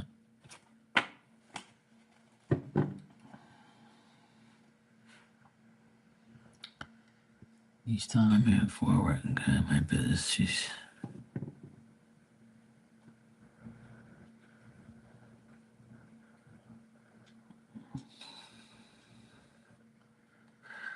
well, that's up to you, you know? Like I said, if you deep down feel that they're holding you back and you can do better without them, then that's up to you. Only you know that. I told my sister the same thing before her divorce. I said, "Look, we don't need this guy around here. I can help you. I do more than him. So you and I could run this house and we have the boys. We're good. We can pay all the bills. He's gonna have to pay child support. Fuck that guy. Get rid of him. Leave him. He's a piece of shit. He's holding us back. If we keep having him here, we're not gonna go anywhere. And as soon as that guy left, all our lives changed.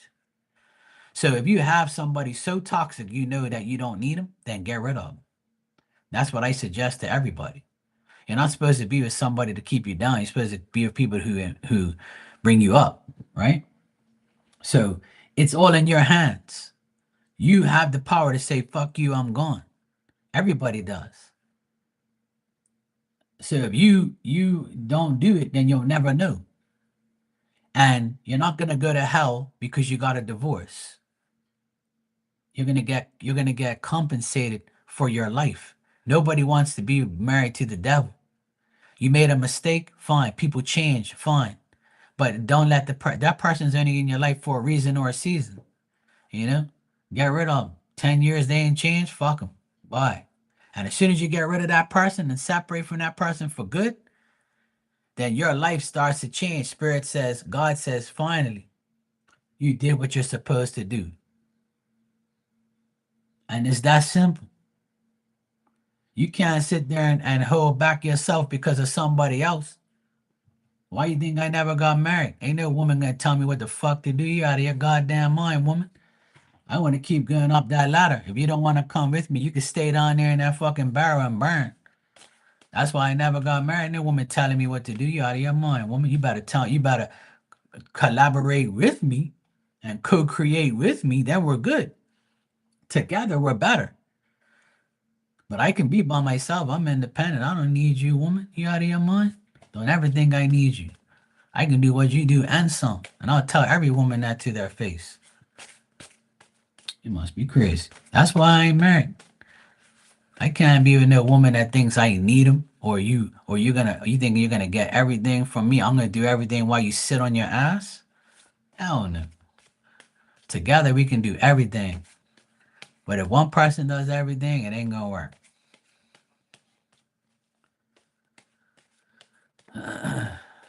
Well, the thing is, if you're scared about things that happen, then it's gonna remain that way. You know, you're old enough to know. You know what life is. If you're scared, you're gonna stay in that scared cycle. If you elaborate and you do what you need to do, you know what you gotta do. It's not rocket science. There's needs and wants. There's ways and blockages. So if you go ahead and do what you gotta do, there's nothing to worry about. You gotta do what's best for you and your daughter. And if you can't do it now, you can do it later. You just got to keep going every day and keep making shit. If you start doing what you're supposed to do, Spirit's going to say, oh, finally, this damn woman's doing what she's supposed to do. Now we can actually help and co-create with her and nudge her in the right way. But if you don't do that, the devil's going to sit there with that three-pronged fork on your ass cheeks, pushing you to shit. That's how you got to look at life. If you don't make your life better, how the fuck is Spirit supposed to help you? How is God supposed to help you? There ain't nobody out there with a magic wand telling you, oh, yeah, here you go. Boom, you're blessed. It don't work that way. They bless you as you make an effort. If you ain't praying, then how you supposed to get what you want? If you ain't doing if you don't go to work and make money, you think somebody's going to give you money? See what I mean? We have to make our own destiny. We have to make shit happen. If you don't, then I ain't going to sit there and do nothing. You know? And it's that simple. That's how it goes. I tell people this every day. If you sit on your ass, it's going to go flat. If you don't do nothing, your life is going to stay on hold. If you start making shit happen, then things are going to start to happen. You get the ball rolling, So your second question, you said, will I make it? Will I make money or on TikTok? All right, let me see. See, that's another thing. If you don't go on TikTok every day, then how are you gonna make money?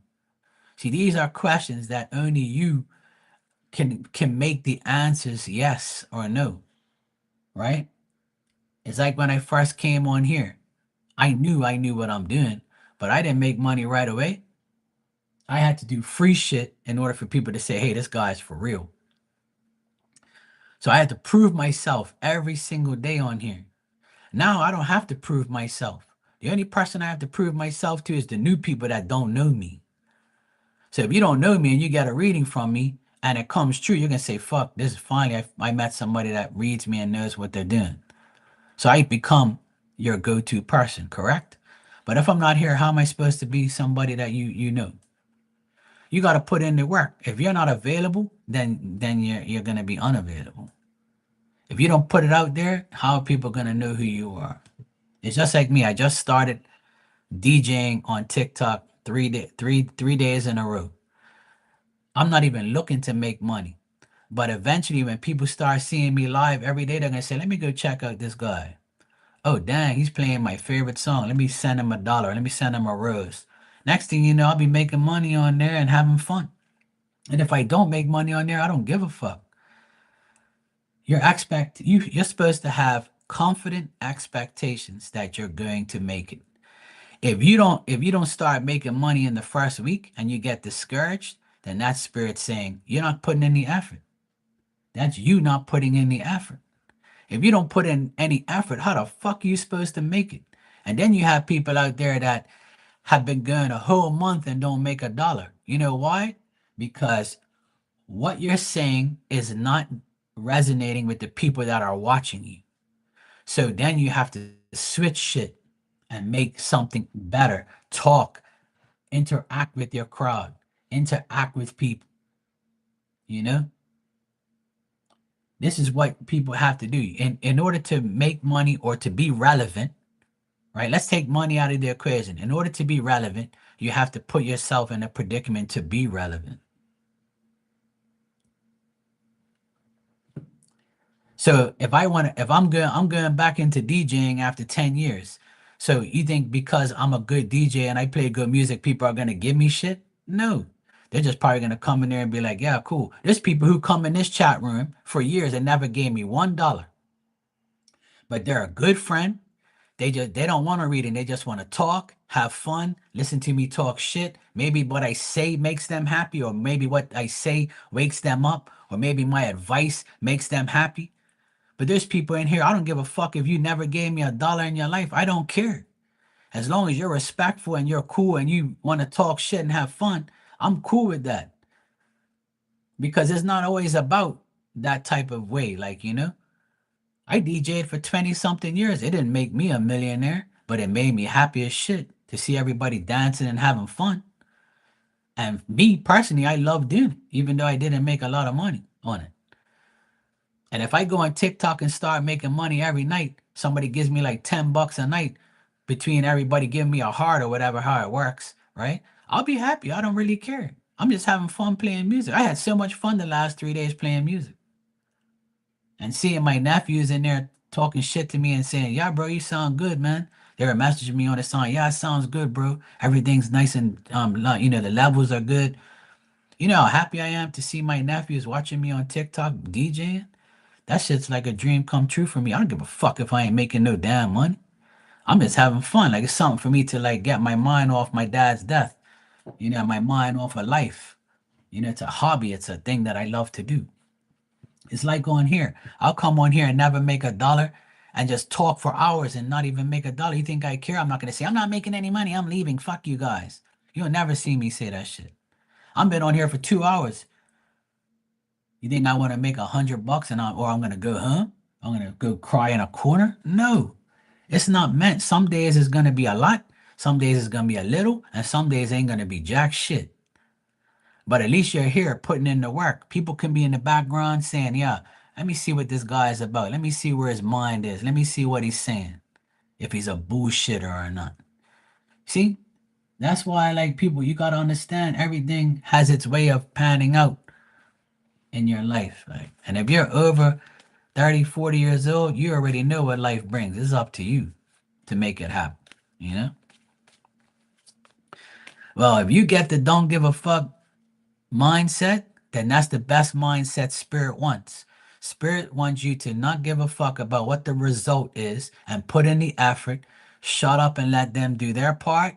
And then if your ancestors are watching your life right now, which they are, they're gonna say, well, she wants to do this, but in order for me to give her what she wants, then she has to put in the work and I'll co-create with her. Why do you think all these cards that I pull and the oracles say co-create with spirit? You know what that means? That means you and spirit have to work together. Because if you work by yourself, it ain't gonna work. And if you want them to work for you all day, every day, it ain't gonna work either. Because in real life, it ain't gonna work that way either. When they're here, when they were here, you think they gave you everything? No.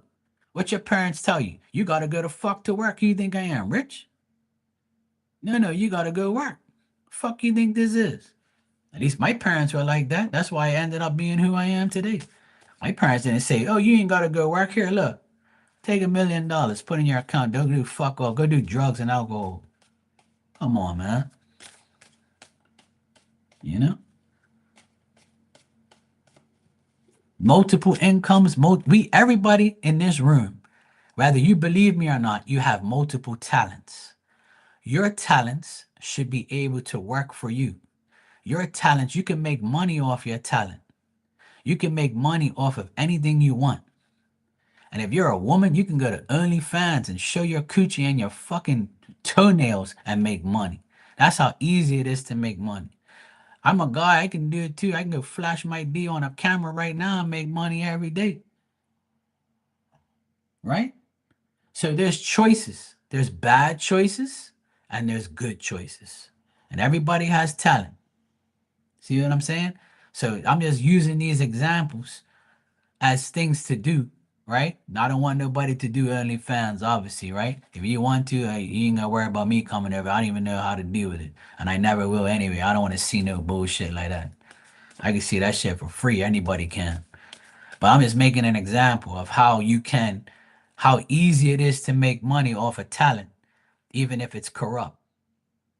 You see what I'm saying? And I always use that example on here. So if I was a rank shank hoe, right, a ratchet hoe, that's what I'll be doing. Cause I could sit here all day and flash my coochie and my toes and shit and stick out my tongue to you and wink at you and make you all excited. You're gonna send me $20 for me showing you my nipple. Fucking right, I'd do it too. If that's how it is, I don't know. Cause I don't go in there. I ain't spending no money on no online hoe. You know? I want the real thing. I ain't looking through no camera. I want to see you in person. But anyway, yeah, long story short, you got to co-create with spirit in a good way.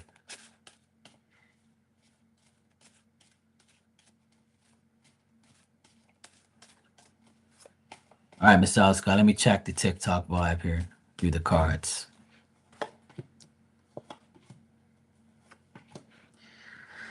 It says here that if you are mature and responsible on TikTok and you become reliable, slowly but surely, people will depend on you to get, information. And if you stay organized on TikTok, you can make money slowly but surely. It's not saying you're going to be a millionaire overnight, but it does show the Knight of Pentacles. And the Knight of Pentacles to me is a person who, if you're patient and you're persistent and you show your abilities and you put in the work and you show these people that you're dependable and compatible and you don't use it to your advantage, then you're gonna be fine. But the devil card shows up here. So you can, if you're easily manipulated by, the words of others, then it's not gonna work. So keep the devil out of your thoughts. If you have a weird experience, don't let that, make it bad, You got to remember there's a lot of trolls and bad people online. So somebody might come in your live and make you feel like you're, yeah, exactly. The devil card is self-punishment, you know? The devil card is controversy, self-punishment, people not making you realize your goals, So if you stay in the Knight of Pentacles energy, which is mature, responsible, reliable, and patient, then you'll be fine. And this is what I've been telling you without cards. Because I don't need these to tell you what to do. You know, it's just like yesterday. I'll give you an example on TikTok, right? I went on TikTok 3 nights in a row. And the first night I didn't get any type of troll energy because I was new, right? So people probably didn't even know I was on there. And I came on pretty late. The second night, I got people trying to add me to wanting me to add them to the live so they can ruin my live. So when you see that, you just put block. You just put no. You know, it's annoying, but it doesn't matter. There's a setting where you can get like no invites. Like you can't invite yourself to my live and distract me while I'm playing music. So I have to figure all that out, right? So my nephew comes back on Wednesday and he'll be able to like, do all those settings for me because I'm out of whack with all that technology. But I'm trying to figure it out through YouTube and through searching for it. And I figured out some of it. But he's so smart, he'll be able to, he's like my tech guy, right? So, and I also don't want to deal with it on my phone. I want to hook up my computer so I can look at it on the computer, TikTok on my computer, and not on my phone. Because if my phone rings, then my live gets shut down. So I need to work it where I can, where it's gonna be on the computer and not on my phone. So my nephew is gonna hook me up on Wednesday. But I wanted to go through trial runs to see if I can, if it sounded okay. And my nephew was like, "Yeah, it sounds good, bro.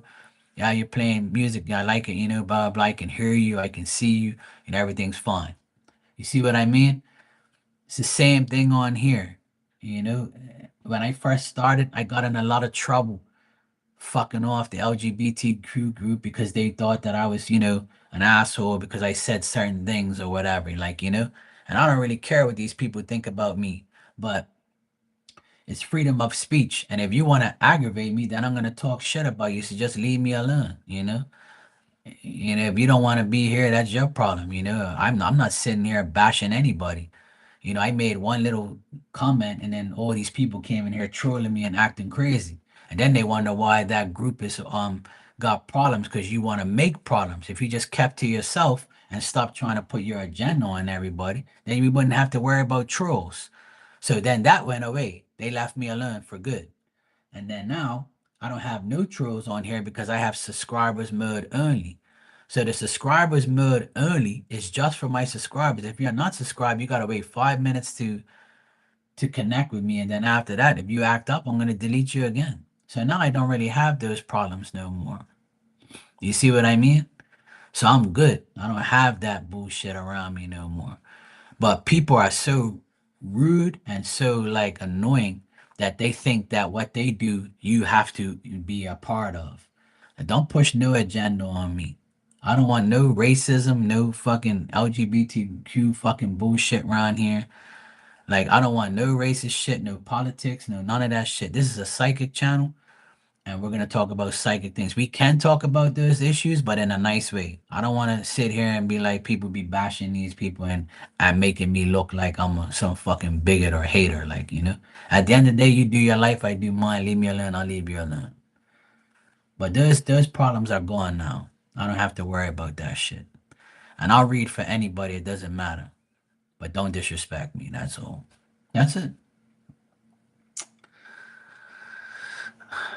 It's always good to make extra income, Miss L. Scott, but at the end of the day, income comes with only with effort. You can't expect to just get income for doing nothing, And I'm not saying you're like that. I know you try your hardest, but sometimes we can try as hard as we can. We can go live a million times.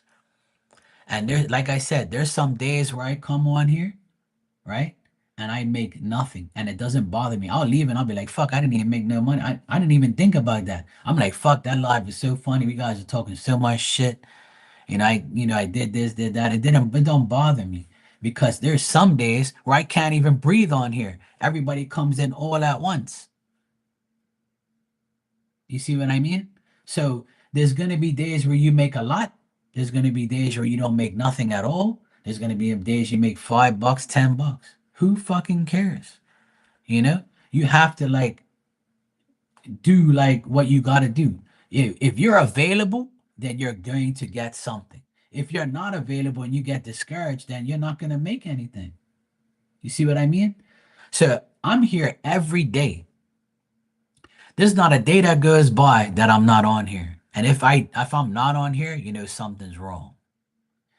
For fuck's sake, I came here the day my dad died. The day my dad died, I came live. So even if that happened to me, I still came live. I didn't do any readings, but I came on here to tell everybody, hey, look, it's my turn today. My parents gone. Just like how your parents are gone, mine's going too. And I came here the day of the funeral. Exactly. I'm not going to allow anything to get in my way. Because my dad would not want me to be here crying all fucking day doing nothing. He's a guy, he didn't care. He went work. When his mother died, he worked the next day. He didn't give a fuck. When his dad died, he went to work the next day. Life goes on. We can't sit here and mourn people's death. They don't want that. They want us to keep continuing with their life in a good way, not a bad way. Yeah, he passed away 2 weeks ago, Holly, on Friday. Friday made 2 weeks my dad passed away. But it's not going to change my life. I have him in spirit now, and he never knew that I did this, so now he knows. And literally, like 20 minutes after he died, because I saw him die on the kitchen floor, he had a heart attack. So my mom called me and said, can you please come here? Dad's on the ground and he's not responding, and the paramedics are coming now. So when I got there, they were pumping his chest trying to revive him, but it didn't work.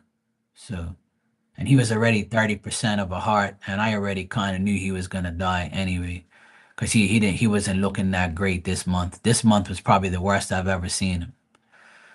So I'm glad God took his life with a heart attack and didn't let him suffer anymore.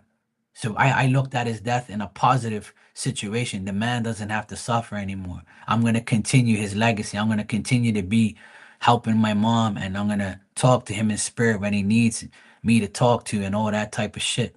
My life goes on. I'm not going to, like, change my life now. And nobody should, you know? That's why I'm trying to get my mom to understand that, I know it's tough, but we have to keep on moving. Dad's not gonna want you sit here in this house all by yourself and mourn his death. That's why I went pick her up yesterday and bring her here. I need to get her out of that house. And today she went to church with my brother. So everybody's, coming together, which is great. My older sister bought her a whole pot of clothes, went to visit her on Saturday. So, everybody's putting in the work. My family's finally coming together. But all because my dad died when they should have been done this shit already. But I have, see, so I have nothing on my conscience. My conscience is fucking clean because I've always helped my parents. My dad retired 7 years ago. My dad retired at 75 years old. He couldn't work no more. And since then, I've been doing everything for my dad. So, and even before that, I was helping him. But I've really, really like been a part of their life because they can't work no more, and the pension's not enough to live.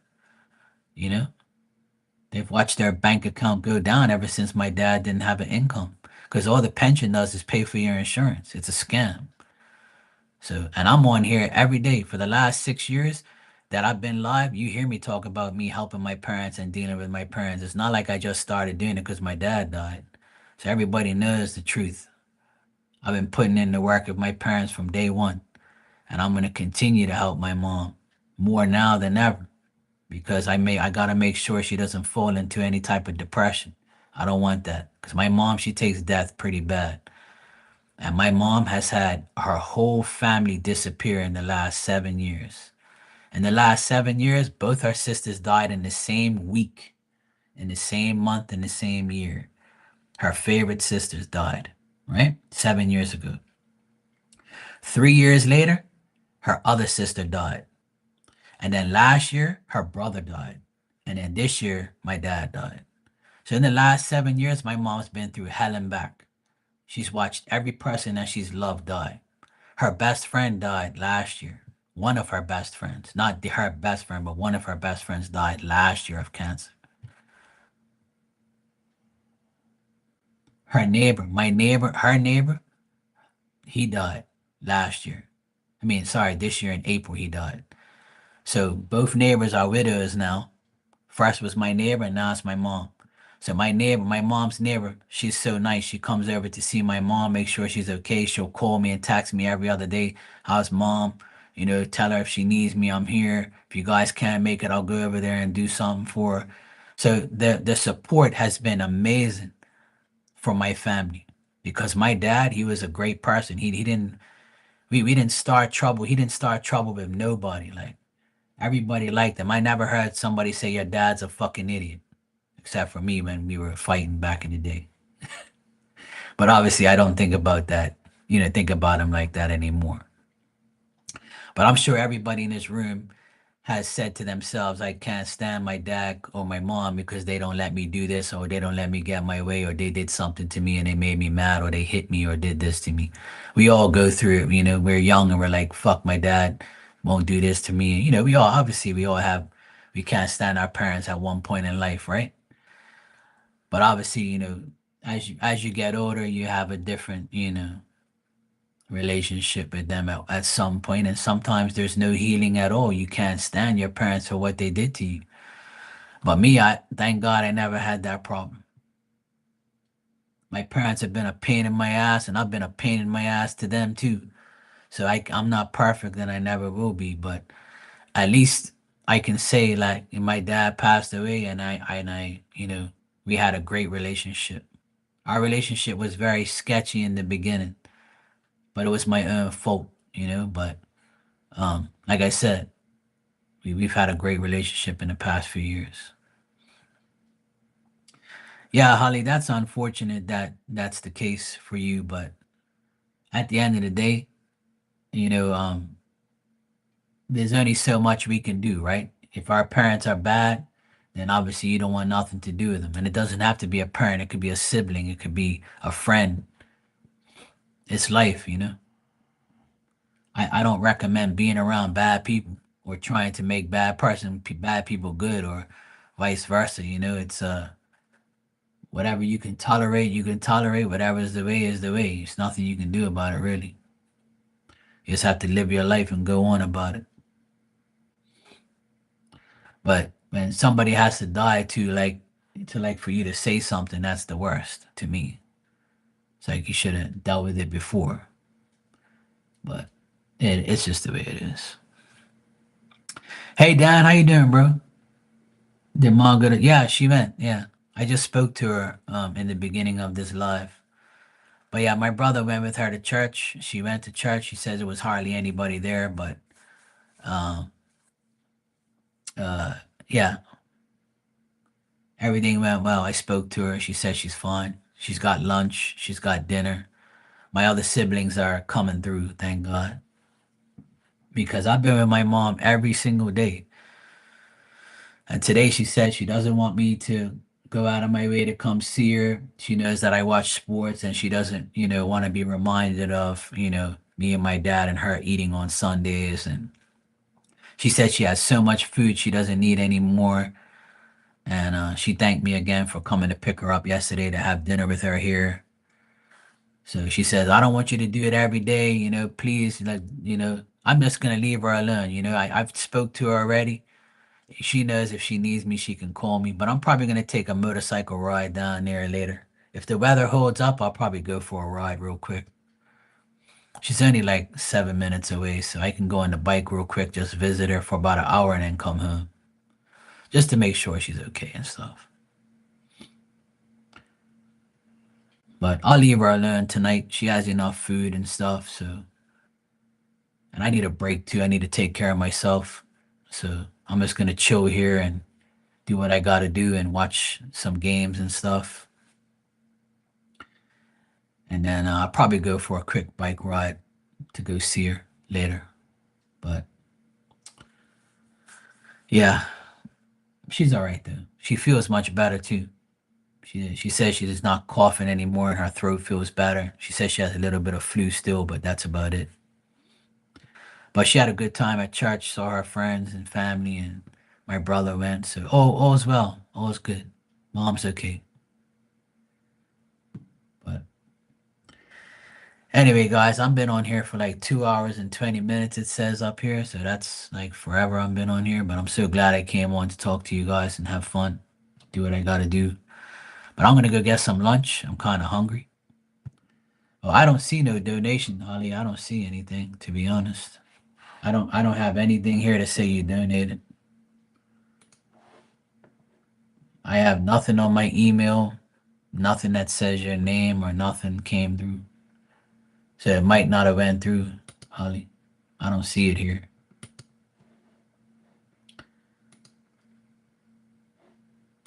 My inbox is empty. My inbox is completely empty. I have nothing here to say. No, let me go on my PayPal because sometimes the emails, if I have it on my PayPal, that means it went through. But if it's not, it means it didn't go through. Let me check my PayPal. Give me a second. Let me let it load. Yeah, I got it. I hear on my PayPal. Yeah, I got it. But on my email, it didn't come through. But on my PayPal, it shows that you did. Yeah. See, that's why I didn't know you donated. I didn't know because usually it'll come up on my email. No, don't be sorry. That's my email. But you didn't say anything, so I didn't know. If you didn't say nothing, I would have never knew because usually it'll go ping and like it'll say, Holly, blah blah blah, donated. I'll get the email, but I had to go on my PayPal to check, and it does say your name here that you donated. Yeah, it says 12:34. So that was like a half an hour ago. Shit, you should have said something, woman. You got me here talking and talking. You should have said, "Hey, Mark, I donated." But see, that's the email is not working. See, I would have got the notification, but it didn't notify me. Nah, you're not being rude. You donated like a half an hour ago, woman. I would have been going. I didn't know you donated. That's why when you guys donated, you gotta tell me. So that way I can check. If not, I won't know. I didn't know, see? Because usually it'll come up on my email, but it didn't come up this time. I don't know why. But on my PayPal, it does say that your name and you donated 12:34. So it's 1:15. So that was like 40 minutes ago, woman. Holly's in here like, when is this guy gonna answer my question? Meanwhile, I didn't even know you donated. Shame on me. Right now, it's always my fault. You know, it's always my fault. I'll take the blame. It's cool. It's my email. My email didn't notify me. Usually it'll notify me and say so and so donated. That's how I know. The only way I'm gonna know is if it alerts me. But my PayPal doesn't alert me, see. It's just my email. It's attached to my email. Yeah. But yeah, when you guys donate, just let me know. So that way I know for sure. But if you donate, I might not see it. Yeah. Like just now. It just proved to me I didn't see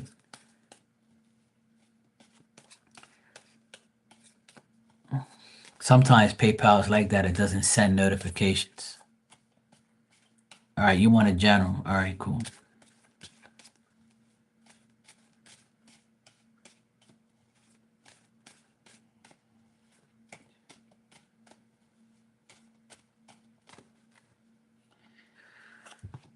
Yeah, because if you guys don't tell me you donated, I'm gonna keep talking and keep like entertaining everybody.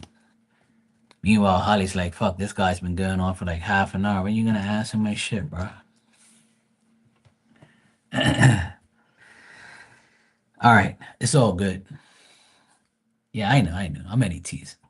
Okay, so in general, it says that work should be good, or if you want to work, you can get more out of work if you want to.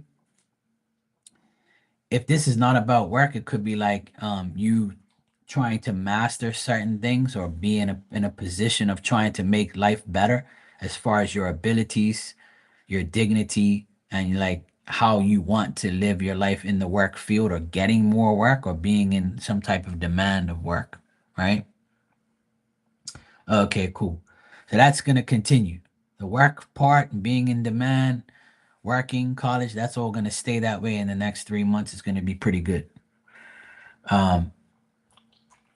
You might be upset because you don't have a love life or you want a love life, but it's not working out. That the love department might not be a good place right now or in a good state. Being single might be bothering you, or you might be saying to yourself, I'm alone, I'm not with anybody, but I feel like people don't understand me, or I feel like, it's not going the way I want, or maybe my desire for someone is not really going to take place right now, but it can. So you might be like in a state of mind where you're like, my love life is shit, but everything else is okay. But that's all right. I'd rather be, by myself or and to be with an asshole, right? So that part of your life, try not to let that consume you is the word I'm gonna use. Don't let it consume you mentally that, hey, because a lot of people think that if they don't have a relationship, then that means something's wrong with them. No, it doesn't. It means that you know what you want and you want the right person, you want the right situation. And that's what I tell people. Oh, Mark, you're a nice guy. Why you don't have a wife? I said, because I'm not going to tolerate just some random woman in my life trying to take my shit or take me for a fraud. Yeah. So I tell people, there's nothing wrong with me. Is nothing wrong with me, period. I just choose to be this way and I don't want no damn hoe in my life. I want a real woman and those are hard to find. So when she finds me, then I'll be okay. If not, then don't worry about me. I'm perfectly fine. So have that mentality is what I'm saying, Exactly. There's nothing wrong with you. But you can't think that, there's gonna be a perfect person, but you can also say, hey, I know what I want. And if I'm not getting it, then I'm gonna stay single. Simple. That's my mentality. Now, the last thing I see here in general is you might be thinking about your past things that happened, your memories, how you was as a child, how things have changed from your childhood to now, reflecting on the past. You might be also thinking like, I really want to have a child, but I don't. Why haven't I had the things that I want? So this is included with the actual love department. So you might be like thinking about your life, or when you see somebody with a child, you be like, I wish that was me, or I wish I had a child, or I wish that this would have been different for me, you know. But not everybody's gonna be in that situation. So you might be thinking about past things, but what spirit wants you to know is reflect on your past in a way where it brings you good insight. So you can say, look, I had a shitty past or a shitty upbringing, but thank God I'm not in that situation anymore. And I've learned from that. And I have to make sure that I don't keep dwelling on the past or the memories that are bad.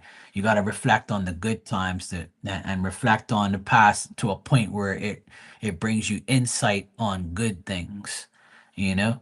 So the nostalgia that you might have in these next couple days or the past couple days might bring you to a point where you start to feel a certain way, like you're a problem, or why do I always have these situations? So spirit wants you to know that whatever past things you have on your mind, reflect on it and bring insight to yourself about it, instead of like make it a negative thing. Turn it into a positive vibe. Say, hey, look, I may have had this shitty upbringing or a shitty situation that happened to me when I was 6 years old, but you know what, that was meant to happen. Now I can reflect on that and put a better insight into my life right now in 2025. So try not to dwell too much on the past, and use your past as an insight for a better life and a better way, a better situation mentally. So that's what I'm getting. Yes, Diamond. I know. Diamond just got up. She's like, yeah. So Holly, I would say, the reading is based on, past things, memories, you know, things not going right. But the best thing about the reading in general is you focusing on your work, your college, your life, getting your life better in that department. Because once that department uh stays positive, the rest will kick in eventually. Yeah. And if the guy you're talking to is going slow, that's a good thing. Because when you rush, bad things happen. When you take things slow, it becomes a development and a positive development. So look at it in a positive way. Yeah, keep working on yourself. That's the best way. The more you work on yourself, the better person you become, and the more spirit will dwell on helping you. Because if they see you putting in the work, your ancestors are going to be like, you know what? We're going to put in the work. Well, if he's not interested, you got to look at it as his loss, not yours. You know? And sometimes we're going to go many, many times without somebody. And maybe it's never going to be right. It's a part of our lives, you know? It's just the way it is. I've learned to understand that being single is not bad at all. It's actually peaceful. And I don't mind being by myself. I really don't care. You know, I'd rather be this way than be the woman that drives me up the fucking wall. And me being mad every time. So I'd rather be happy instead of being mad with a partner that is a piece of shit. So that's how you got to look at it. And then you also got to say, I'm willing to accept a good partner. You know, I'm willing to have a good partner. I just need them to find me or me to find them, and then, you know, that's it. But don't try not to dwell on it too much. Try to understand that being single is a blessing for you right now. You know, because a lot of people think that being single is a bad thing. Or I'm not saying this is you, but I'm just saying in general. You know, yeah, that's what you should say. I know someone good will come my way eventually. And that's the positive mentality that you need to reach. And you also have to understand that if nobody shows up to the day you die, it's because God protected you from shit. Because right now in this world, there's not too many genuine people that want a real love relationship. Because the internet and the way the life is and society is, it's programmed you to be a whore. And that's a fact. And that's what you don't want to be.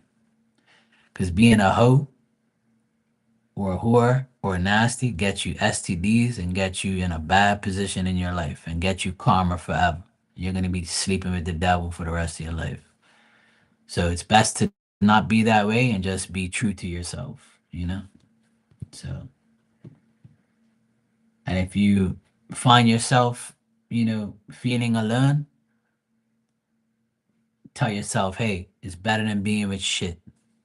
That's it. I remember all my friends and family who's had a divorce, and I say, I'd rather be single than end up like them. Hell no. Exactly. Never be a hoe. All right, let me get out of here. My ass is starting to hurt from sitting on here so long. I need to get up and move around. I'm going to go make some lunch and I'm going to go watch some football. And the game comes on in half an hour, so it's going to give me enough time to make my lunch and chill out.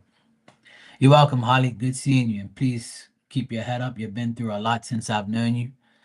And God wouldn't put you in this predicament if he knew you couldn't handle it. So remember that, okay? Remember, that's the truth.